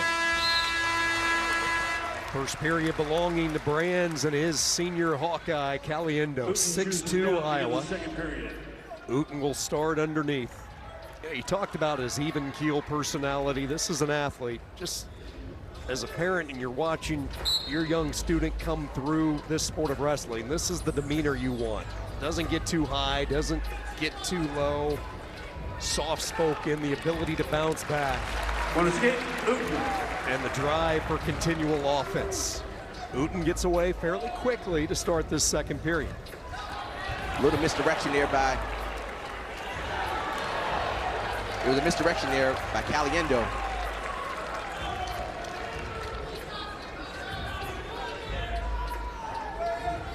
One takedown by Caliendo really starts to open it up, and they start thinking bonus points. But as we said before, Caliendo's been all offensive, but it's only 6-3, and one takedown by Uten, and it's tied up. Iowa's 2 wins, in case you're just joining us. Peterson at 125, and then in the tiebreakers, it was Block picking up the second Hawkeye win. 1 minute remains, 1 minute. You bring up a good point, Rock, with Connor Uten, just a takedown away from tying it. Riding time, not a factor. 6-3 Caliendo. And this is what happened before. Caliendo is going to get his lead, and Uten will just stay there and not doing a whole lot, but he's staying right in the middle. He's not backing up. Fight for wrist control. Both wrestlers disengage. Uten comes back in with the collar tie. Caliendo setting up a misdirection, shooting to the right leg, and then looking to the knee brace leg of Uten. Oh, look at that by Caliendo, and he will take him over for 3. Caliendo on the reshot gets the takedown. He will ride him out for the final 2 seconds, and Caliendo heads into the third up 9-3. That's the poise of a veteran right there, knowing the clock and the situation. He gets in and he just drives through on a double, scores late to be up, and immediately bonus points are the thought process of Caliendo. David Carr did not like seeing that last exchange. Caliendo, quick stand up, and he is away, and a 10-3 lead for the Hawkeye. Good shot there, really good shot. He's going to table it, watch him walk up. He's pushing the shoulder away. Takedown, Caliendo. This is exactly what Iowa expected and wanted. Blood in the water for Caliendo, cut and release. Up 13-4. Okay. Tried to change level. Uten not doing much, so there's the stall call. Second time they've tagged Uten. And now Caliendo had the whip over, traps the arm, gets another takedown. He's going to cut and release again. This will make it 17-5. Riding time at 53 seconds. Tech fall will be huge here. Again, a tech fall would be 5 team points for Iowa. He is in, and he dumps him over. And Caliendo with the technical fall win. Oh, did Iowa ever need that? And the brave Hawkeye souls who made the journey all the way from Eastern Iowa voicing their approval from Caliendo. He puts up 20. That's 42 points scored by Caliendo over his last 2 matches. 5 team points for Iowa, and just like that, the Hawkeyes slice it down to 3. Michael Caliendo scored 22 in the win against 25th ranked Dylan Evans, and today in Ames, when his team needed it, he delivers one more time. Puts up a 20 spot on Uten, a technical fall win. And he's with Rock Harrison.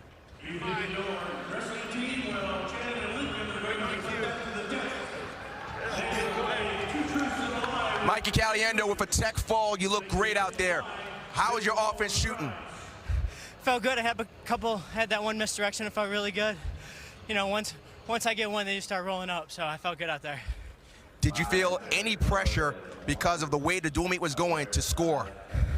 No, I go out and do what I need to do to get my job done. Congratulations. Thank you. 174, a veteran for Iowa, and Kennedy, MJ Gaitan, two wrestlers who have lit up the scoreboard in their previous meeting. We'll find out what's in store next. Wrestletown, USA, not just for the men, but also the women when talking about Iowa and the Hawkeyes. Third season competing, they have yet to taste a defeat, 38-0, and they have star power up and down their lineup, headlined by Kennedy Blades, the Olympic silver medalist, Kylie Welker, senior world medalist, the inaugural NCAA Women's Wrestling Championships right in the Hawkeyes' backyard in Coralville inside the beautiful Extreme Arena. Looking forward to that. 174 pounds, it will be number 2, Patrick Kennedy for Iowa. Turning All-American after his 4th place showing last year, taking on the high flyer MJ Gaitan. Gaitan, the 2-time NCAA qualifier. And Brock, you don't have to go back too far. The last time these two met, you look up at the scoreboard and there were 27 points up on the board. Kennedy, a 14-13 win. Will we be in store for that type of high-octane match one more time here this afternoon? Kennedy's gotten much better since last year. And Gaitan, when we talked to Coach Dresser, he said that he's gotten more disciplined and not just always being a high flyer. But hey, high flyer may not hurt in this dual meet. Kennedy trying to get to his offense early. Gaitan stifles that. Now he rolled him over for a brief moment. Kennedy was exposed there, but he kept rolling through, and no harm as the action goes out of bounds. Woo. Well, we shouldn't be surprised. That high fly action. Watch, he pops his head up. He goes for a shot, and then when he pops his head, watch the headlock come. And Kennedy, being the veteran, he didn't panic. He just rolled with the momentum. Yeah, Gaitan with the headlock in that position catches a lot of guys, not Kennedy. MJ Gaitan really looking the part this year for Iowa State. Spent a ton of time in the weight room this offseason to really fill out at 174. Looking for his first win in 3 tries in the Cy-Hawk series. Lost to Nelson Brands, and then we talked about to Kennedy a couple of years ago. Kennedy had a scoring opportunity near the edge. No points awarded yet. Gaitan trying to slip 3. And the 3 is awarded. He captured control of the second leg while keeping his toe in bounds. Great work in limited real estate by Patrick Kennedy. And that's not rushing. He took his time, secured the second leg, got the takedown. Kennedy, the returning All-American, took 4th last year at 174. Gaitan with a roll through, and he is away for the point.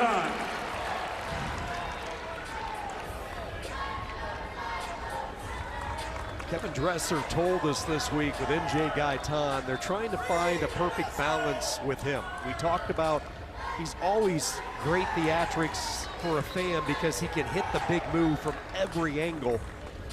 But they're trying to get the fundamentals really dialed in with him.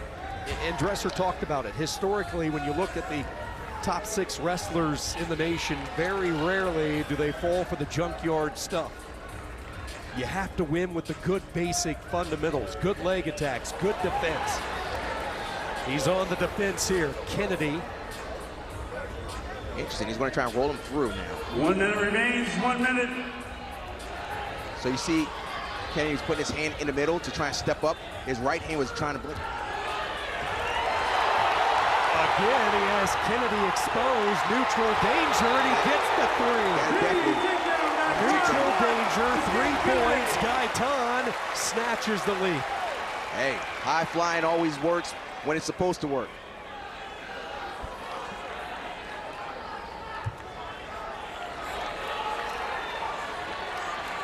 Four, nice first period. Now the question is, can Gaitan keep up the pace of Kennedy? Kennedy's not going to slow down. He's going to grind and create opportunities.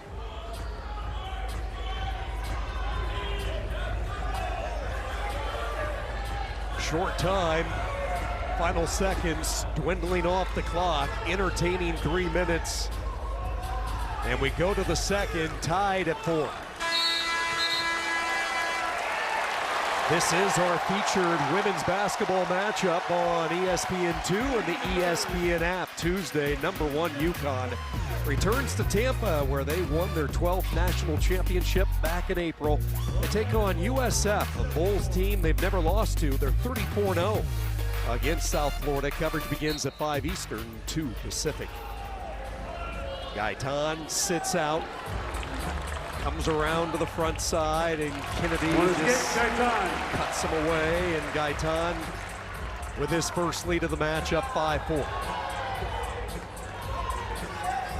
Kennedy continues to move forward, but he'll move forward and then hit a sweep single.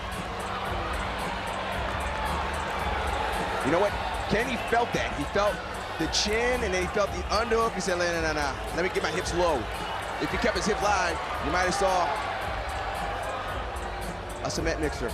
Back into the waterfall position. Gaitan very comfortable here. Has the arm to work with. Now jumps around and gets the takedown. So Gaitan up 8-4. He's just a step ahead. He's just a little bit ahead. That return near the edge. Crossing underneath a minute and a stall on Kennedy. He stepped out towards the out of bounds. When you start to reach out to that, so here's a rolling. Right when he was turned just a little bit, he said, let me belly down. Because if he stayed there, he might have got put on his back.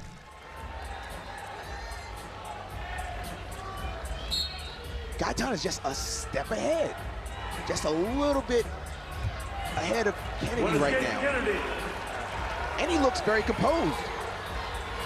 Kennedy, the 3-time NCAA qualifier, trailing by 3. Riding time not a factor. Everything pretty much on the feet and on the scrambles from the feet. We've seen a neutral danger call. We've seen a traditional 3 from Gaitan.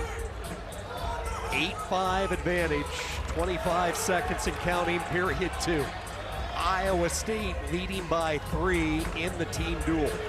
Let's not forget the history between these two teams. Iowa has won 20 straight in this long-standing duel that dates back to 1919.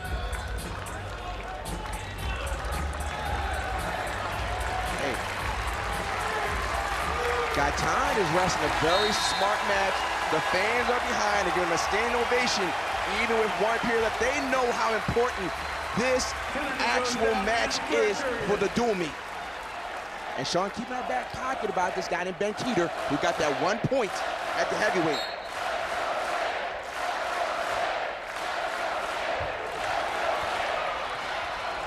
Kennedy is away, 8-6. A match we knew that would be decided on the feet will be as we hit the climax in 1:45 to go. One thing that Kennedy has to do once he gets in the shot, he has to finish quickly. Otherwise, Gaitan is going to get to a position where he can just do his roll and high-flying attacks.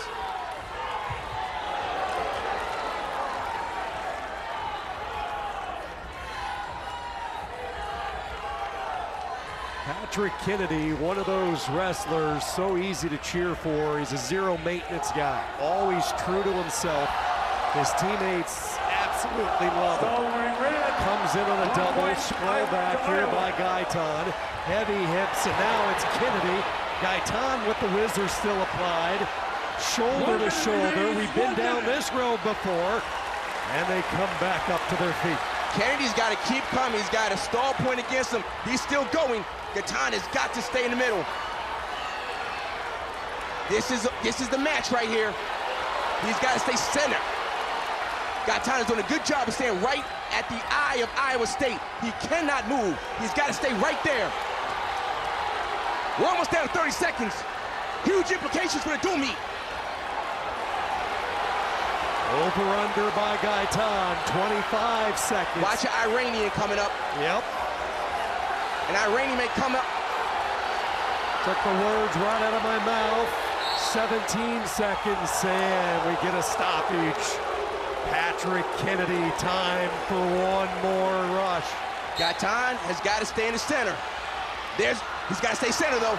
If he does not stay center, that's another stall call. He's got to throw it right here. This might be it. Enough. Out of bounds. Oh, my goodness. Kennedy gets the stall call on the point, and we are tied at 8. Yeah. Cyclone fans. You can't be mad about that. But that is the right call. You can't be mad about that. That is the absolute right call. Gutsy, but right call there. Kennedy forcing the stall, and now sudden victory. Can Gaitan get back in the horse, get the momentum back in his corner? Tries the duck. Lost his grip, never really got the hands locked. Kennedy circles back around. Front head position near the edge, and they go out of bounds. My heart is racing. This is what it comes down to. A 141. Big match for both guys right here. Lots of heart. Both wrestlers, you can see the exhaustion. Yes. The energy that they have exerted. And Kennedy's keeping and pushing. He's trying to get that stall call. But he's staying in the middle. He's gonna have to try to pump on the brakes. Kennedy drops, changes levels. Watch the hip in, nothing yet. Watch him, he's cutting the corner, running through, nothing yet. Coming through the middle, no, neutral danger yet. Kennedy's gotta stand up. Whoever gets the height here is gonna be in position. Potentially dangerous with a minute 3. Oh my goodness. This is it. You can feel everybody on their edge, waiting to see something happen. Either it's going to be excitement or quiet. Hilton. Kennedy's still driving in with the underhook. Gaitan has got to circle here. They're just, oh, this is so exhausting. Gaitan still has that head position. I'm exhausted just watching this. Almost at 30 seconds left. Man, these guys are working hard. They have used every ounce of energy, every ounce of fuel, and now you dig into the reserve tanks. What is in that tank for both corners? Watch the stall call. Kennedy's doing a good job. But Kennedy doesn't want to shoot because he knows when he shoots, that's when Gaitan gets to the position of rolling. Short time. Gaitan, Kennedy, they both look at one another, mutual respect, and they say, let's go to the tiebreakers. Oh, man, this is so good. All right, Gaitan is going to, he's got to make a decision. They already deferred to him. Gaitan is going down. Took a little while to reach the decision. He was looking over at his 2 assistants, Derek St. John, Brent Metcalf. So Gaitan starts underneath. Not a real explosive stand-up off the whistle. Trying to hit the sit, back into the sit-out position. Kennedy doing a good job latching on. Now Gaitan is free. 12 seconds. Gaitan still got to wrestle this. Remember, he has a stall call against him. He cannot back out. He's continuing to circle. At one point, this is a gut check. This is why you train in the offseason for moments like this. National television, knowing that the duel really hinges on this match. And what's so great about this, we're still in the month of November. Riding time's at 12 seconds. That means there's a brick for locked hands. Locked hands, and maybe an opportunity at your Iowa State. Let's give Gaitan some chance to recover. Brand sensing that over for Iowa. Brick came in from Dresser in the Iowa State corner. I didn't even see when the brick was thrown, and secondly, I did not see the opportunity for locked hands. So, all right, let's unwind here. There's a brick call, looking for a locked hand somewhere. Now, maybe it was locked hands, maybe it wasn't. I can't see yet, but one thing we have to find out is, was it just a ploy just to give him a breather? was it just to give Gaetan just a breath? Again, in a college duel in a setting like this, each team is allowed one challenge brick. If you win the challenge, you get the brick back. If you lose the challenge, then that brick is taken away, and you lose the potential to challenge anything moving forward. Correct. With Iowa State having only won the 2 matches remaining, all right, there was no lock. Dresser had to feel certain that he spotted it, and like you mentioned, was this... The challenge was not in a timely fashion, therefore Iowa State loses their challenge. Okay. Oh, so they were late with the brick, and that's what Tom Brands was over in front pointing out. Hey, but look, it gave Gaetan a breather. You know, the chess match here really was there locking hands. I don't know, but my guy just got a 2-minute breather. He's got to hold down for at least 12 seconds. 13 seconds is better. 12 is the number. You see the energy from Kennedy, and now Gaetan got one swipe. Comes back again. Kennedy trying to roll his way through. Gaetan cuts him off. Where's the right in time? It's in favor. It's in favor of Gaetan. The brick call was a good call, even though it wasn't there. We have an upset. Deafening in Ames. Deafening.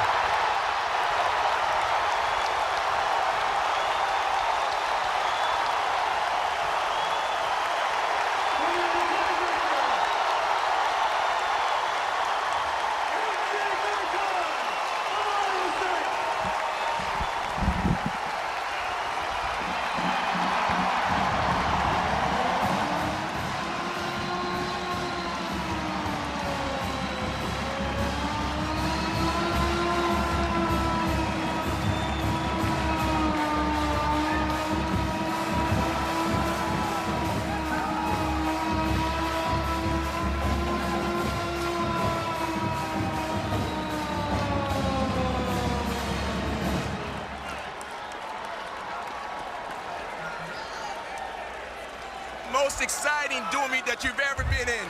This is the most electric dual meet there is in this country. I give all glory to God. I wouldn't be here without him. Don't ever listen to nobody that doubts you. I had media tell me I wasn't gonna win. I had a bunch of people. I saw a guy at Casey's yesterday. He said I wasn't gonna win. It's crazy. Listen to yourself. Listen to your thoughts. You got it. No doubt. Congratulations on a great win. Thank you. What a win for MJ Gaetan after coming up just short in his previous 2 Cy-Hawk duels. It comes down to the tiebreaker. He was able to ride him out in the second tiebreaker. He knew he had it, the big smile.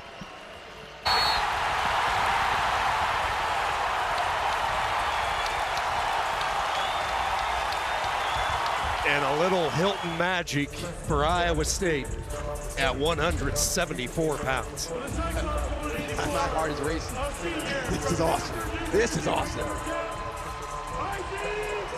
184, the top-ranked wrestler in the country, Angelo Ferrari, 16-1. Pound for pound, coming out of high school, this was the guy, Ferrari. First year fully in the Iowa lineup. His opponent, Iowa State, went to the East Coast from Ryder. Isaac Dean ranked 10th. Really emerged last year as a go-to guy for the Bronx. Had a losing record his first couple of years, got it turned around last year, an NCAA qualifier.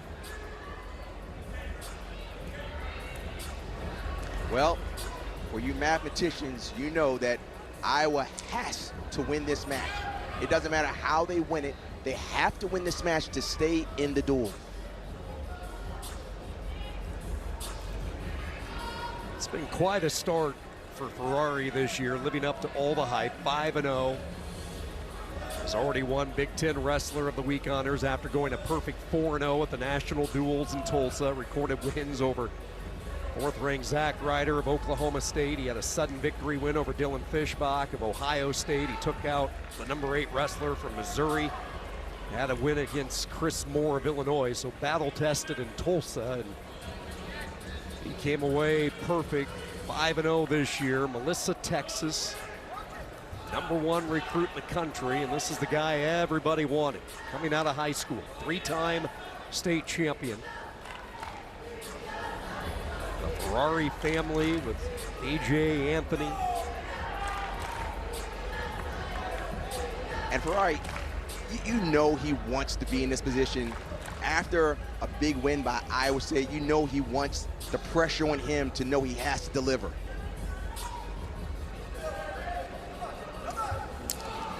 That's a quick shot. Gets in on the leg. Good job there by Isaac Dean. He comes back on the leg of his own. No control yet. Looking for Merkel. Fantastic defense there by Dean.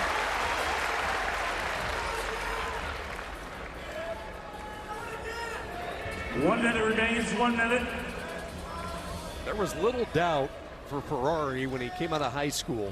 Talked about how everybody wanted him, but it was Iowa and it was the Brands brothers that brought him to Iowa City. He talked about the passion that those two have for the program, and he saw in them what his dad instilled in him. And it's so ironic, growing up, his father would always have the same video. It was a hype video 3 times a week where Angelo's dad would show him the Brands brothers doing their thing. And it looked a lot like that. Iowa State. Lightning quick. Low strike by Ferrari. Dean tagged with a stall call. Dean in danger of giving up the 3. But boy, look at the hips and the sprawl back and the fight from the transfer from Ryder. That's a nasty defense. That single was great. And then where he was on that double, he looked like he was dead to his right. But my gracious, that's excellent defense by Dean. Excellent.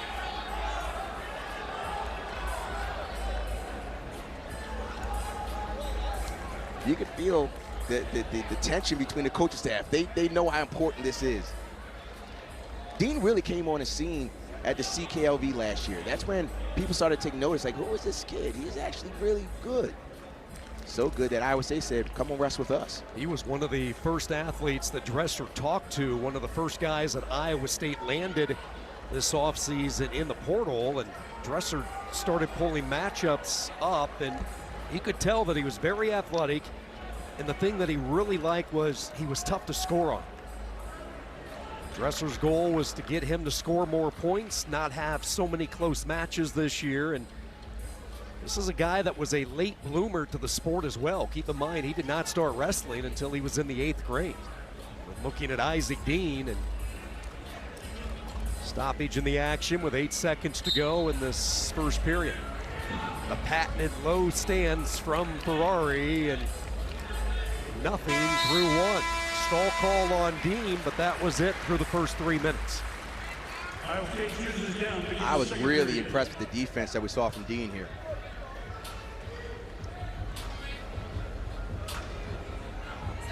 You look at the gauntlet of a schedule that Iowa has already wrestled in, and like I talked about, it's only the first month of the season. They took down number 16 Missouri. They beat 15th ranked Illinois.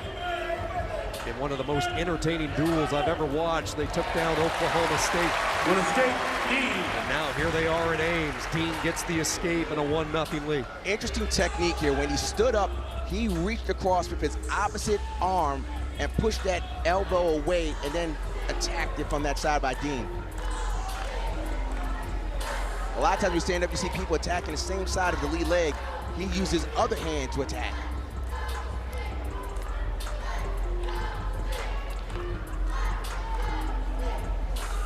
Dean does have a stall call against him. What is it about Dean that makes him so tough to score on? Well, obviously, he has spatial awareness. He knows where he is, and some guys, they bail out. He feels that he can fight to the last moment. 1 minute. This time, Ferrari shot to the right leg. Usually shoots to the left leg of his opponents. Dean is staying in there.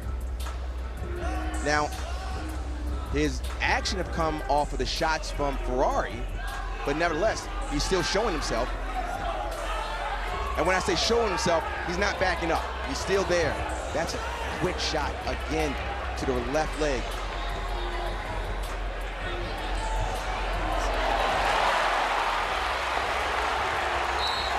Continuation of action.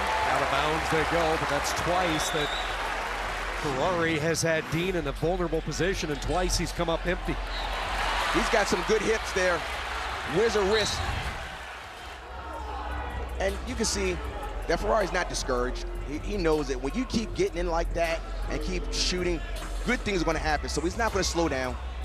And he's got a stall call in his favor.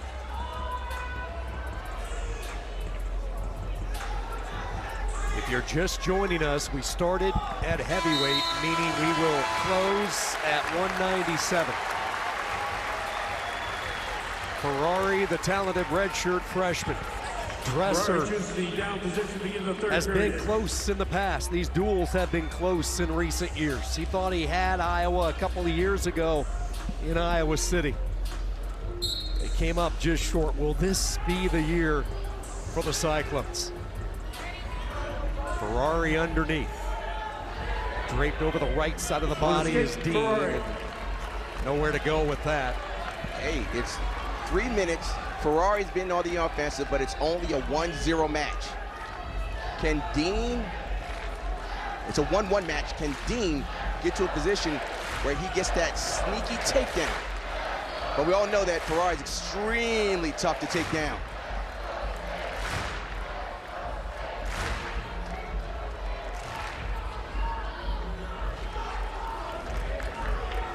Collar tie, Ferrari trying to dip low. Dean keeps his right hand behind the neck of Ferrari. Again, Ferrari comes at him, and now a stall call on Dean. Ferrari with those last 2 shots, able to generate the stall call, and Ferrari puts the pressure on Dean. He goes up 2-1. Now Ferrari can go to his incredible defense.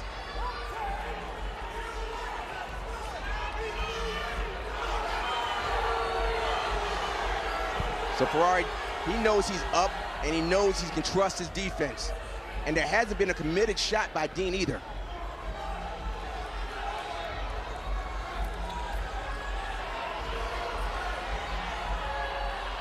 You're Isaac Dean. You have that one go-to shot. Every wrestler does. You try to find it now. It's go time with 23 seconds. You got to go for broke here. You got to go for broke here. Look at Ferrari. Clamps down to the leg.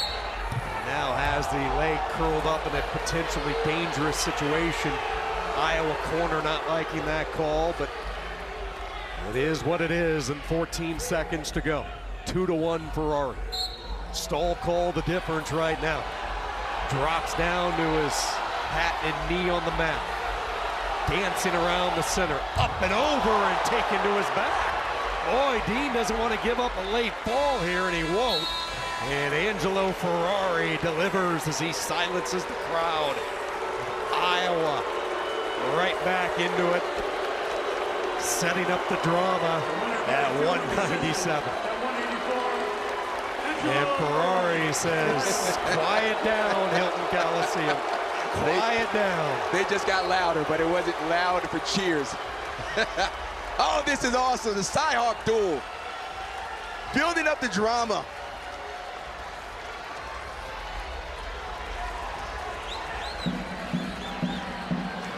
And then there was one. The finale coming up to determine this one.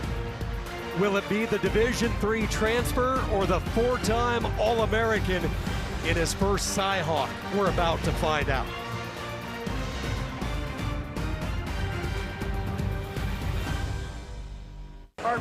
The 89th meeting taking place underneath a foot of snow. A good look at Hilton Coliseum in Ames, Iowa, and the drama comes down to this. The 10th and final weight class to determine the winner of the Cyhawk rivalry. A rivalry that dates all the way back to 1919, and it's a rivalry that Iowa has had a strong stranglehold on. The Hawkeyes have won 20 straight. You have to go back to 2004, the last time Iowa State won. 2003 in this building inside Hilton Coliseum. And at 197, the two wrestlers. For the Iowa Hawkeyes, it will be Masoma Indine, the transfer they brought in from the Division III ranks, and there is Rocky Elam for Iowa State. the home run get in the transfer portal, the 4-time All-American. Dean has been one of the great stories in college wrestling through this first month of competition. Started his career at Iowa Lakes Community College, went on to Wartburg where he starred there. Wartburg, a Division III program in the state of Iowa. And now here he is, his first year in Iowa City, wrestling in the biggest match of his career. The Hawkeyes and the Cyclones coming down to this. And it is quiet in here. Everybody's here just on pins and needles, just waiting for something to happen. Rocky Elam, 4-time All-American, stingy on his feet. He does a sweep single to his opponent's left leg and likes to finish high in the thigh. And he has a nice grind ride. And Dean, he just gets more and more confident and better as the season has progressed. Explosive, and on top, he has a little cross wrist tilt.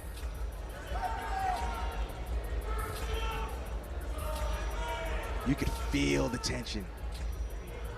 Yeah, you could hear a pin drop right now, which is crazy considering the environment that we have enjoyed the past couple of hours. So the question is, can Dean break the length of Rocky Elam? Elam does a good job of using his length to his advantage. So Dean needs to get underneath and finish quickly. Comes in on a shot, Elam backing off halfway through this first period. Rocky Elam, 4-time All-American at Missouri, and Rock, the last time we saw him healthy, he was competing all the way in the late night of a national semifinals. Harry's in on a leg, captures the second leg and gets the takedown. Elam draws first blood, goes up 3-0. He will ride with wrists like motorcycle. You see how he has both wrists? Watch him try and roll him over, and then he's going to pick a side. He's rolling, and he's going to pick a side by rolling the wrist. This is where Elam is extremely tough. Rolling wrist and keeping pressure forward on his opponent. Now he's pushing forward and keeping the pressure. As soon as he comes across, watch the tight waist. Rolling the wrist, keeping the pressure forward.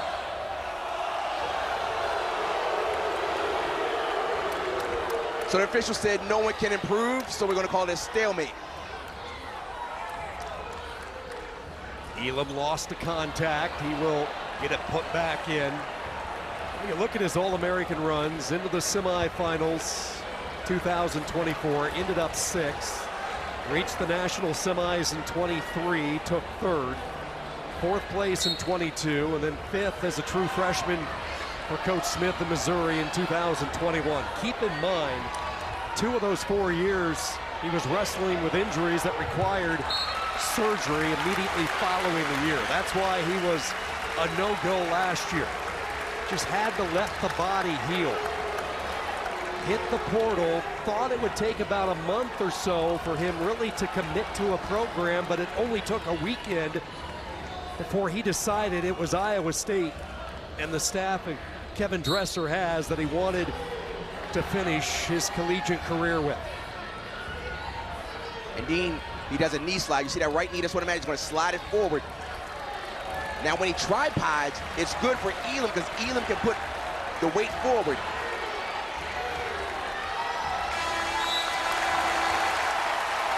Now, when Elam gets a lead like this is where he's very tough to beat. However, we saw Dean wrestle against the All-American Stout at his last duel, was down, and he came back for a win.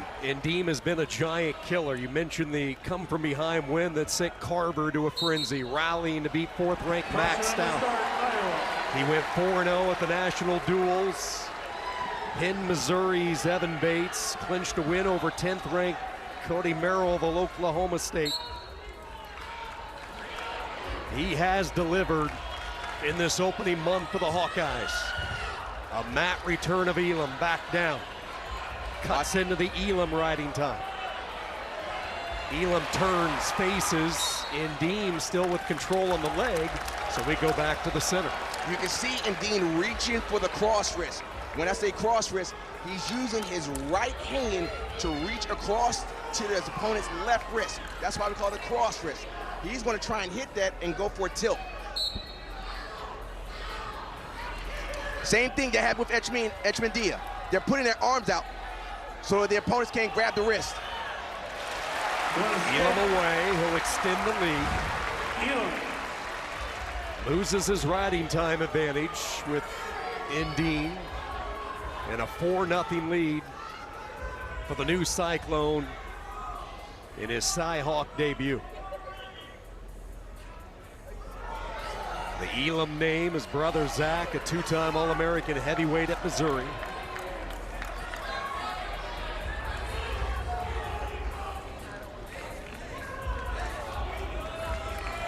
One minute remains, 1 minute. Like so many wrestlers, Soma Indine having a tough time getting to his offense against Rocky Elam. Rocky is using a good way of keeping his length to his advantage, keeping the arms stretched and his legs back. So that means for a shorter wrestler, they have a longer distance to cover. So what Indine has to do is close the gap. Similar to what Echmendia was doing at 141 by staying in the phone booth and create his offense from there.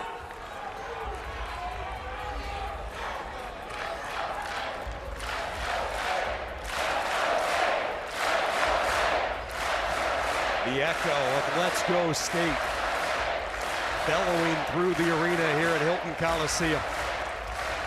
Good change of level there by Indine. Indine really hasn't had a shot yet. And it could be because of the stinginess of Elam.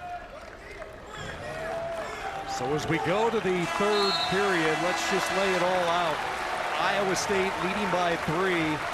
Obviously, Iowa needs a win and then some because you start to go down the list of criteria. First criteria, greater number of wins. If Indine can pull off the rally here as he's in on that leg, that would square it up at 5 wins apiece. There have been no falls today, so then the third criteria becomes the decider with total match points scored. And entering this third period, Iowa State has the advantage there, 55-42. And Indine has picked it up. You can see that he knows that there's a sense of urgency. You need to have either feet to back or a couple takedowns. But Rocky Elam's been doing this for a long time. He's been in these barn burners. He's been in these gritty matches. He's been in the tiebreakers.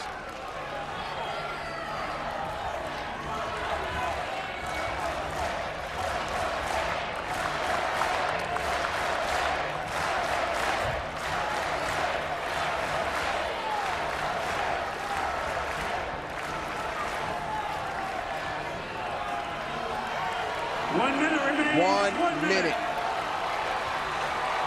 This is it. The sense of urgency has to pick up for Iowa right here. Stall call on Elam, that's the warning. Indine simultaneously shoots. Elam comes right back, shot of his own.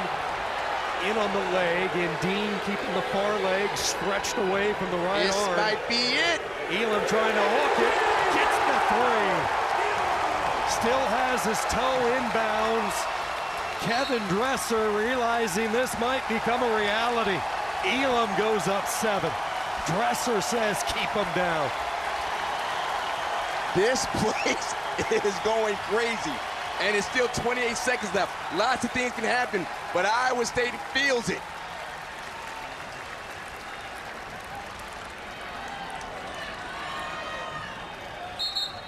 Quick stand up, a little too quick underneath, trying to anticipate the whistle. Man. Kevin Dresser has done so much, both as a competitor in this sport at the highest level and as a coach. 63 years old. He grew up in the state of Iowa, Humboldt, Iowa. 4-time ACC Coach of the Year, 2-time Big 12 Coach of the Year. As a competitor, he won a national championship for Iowa. The one part missing from that resume as a head coach, a win. in this Cy-Hawks series. You can see he's trying not to smile, but he feels it.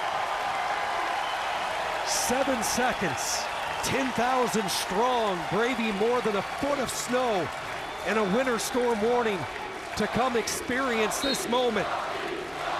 The transfer they brought in from Missouri, the 4-time All-American to the chant of Rocky. And Rocky does it. Elam and Iowa State snaps the curse. The Cyclones back on the tally sheet against their in-state foes. Had the Cyclone challenge to start the year, and a roster that Dresser put together, blending in some familiar faces with first-timers. They certainly hit a home run in the transfer portal, and some of those portal additions really paying off today. They did. Everyone's going to think about Rocky Elam, but you got to think about the match like Frost, coming down from 141 to 133, beating the returning national finalists, getting a major decision at 141 for Etchemandia. This was a team effort, as you said, Sean, with some of the returners and an influx of some of the transfers. This was a fantastic win for the Hawkeyes, for the Cyclones. The month of November delivered the national duels in Tulsa, and now we get the Cy-Hawk, Iowa State, victorious, snapping 20 straight years that Brands and the Hawkeyes have had the trophy in Iowa City.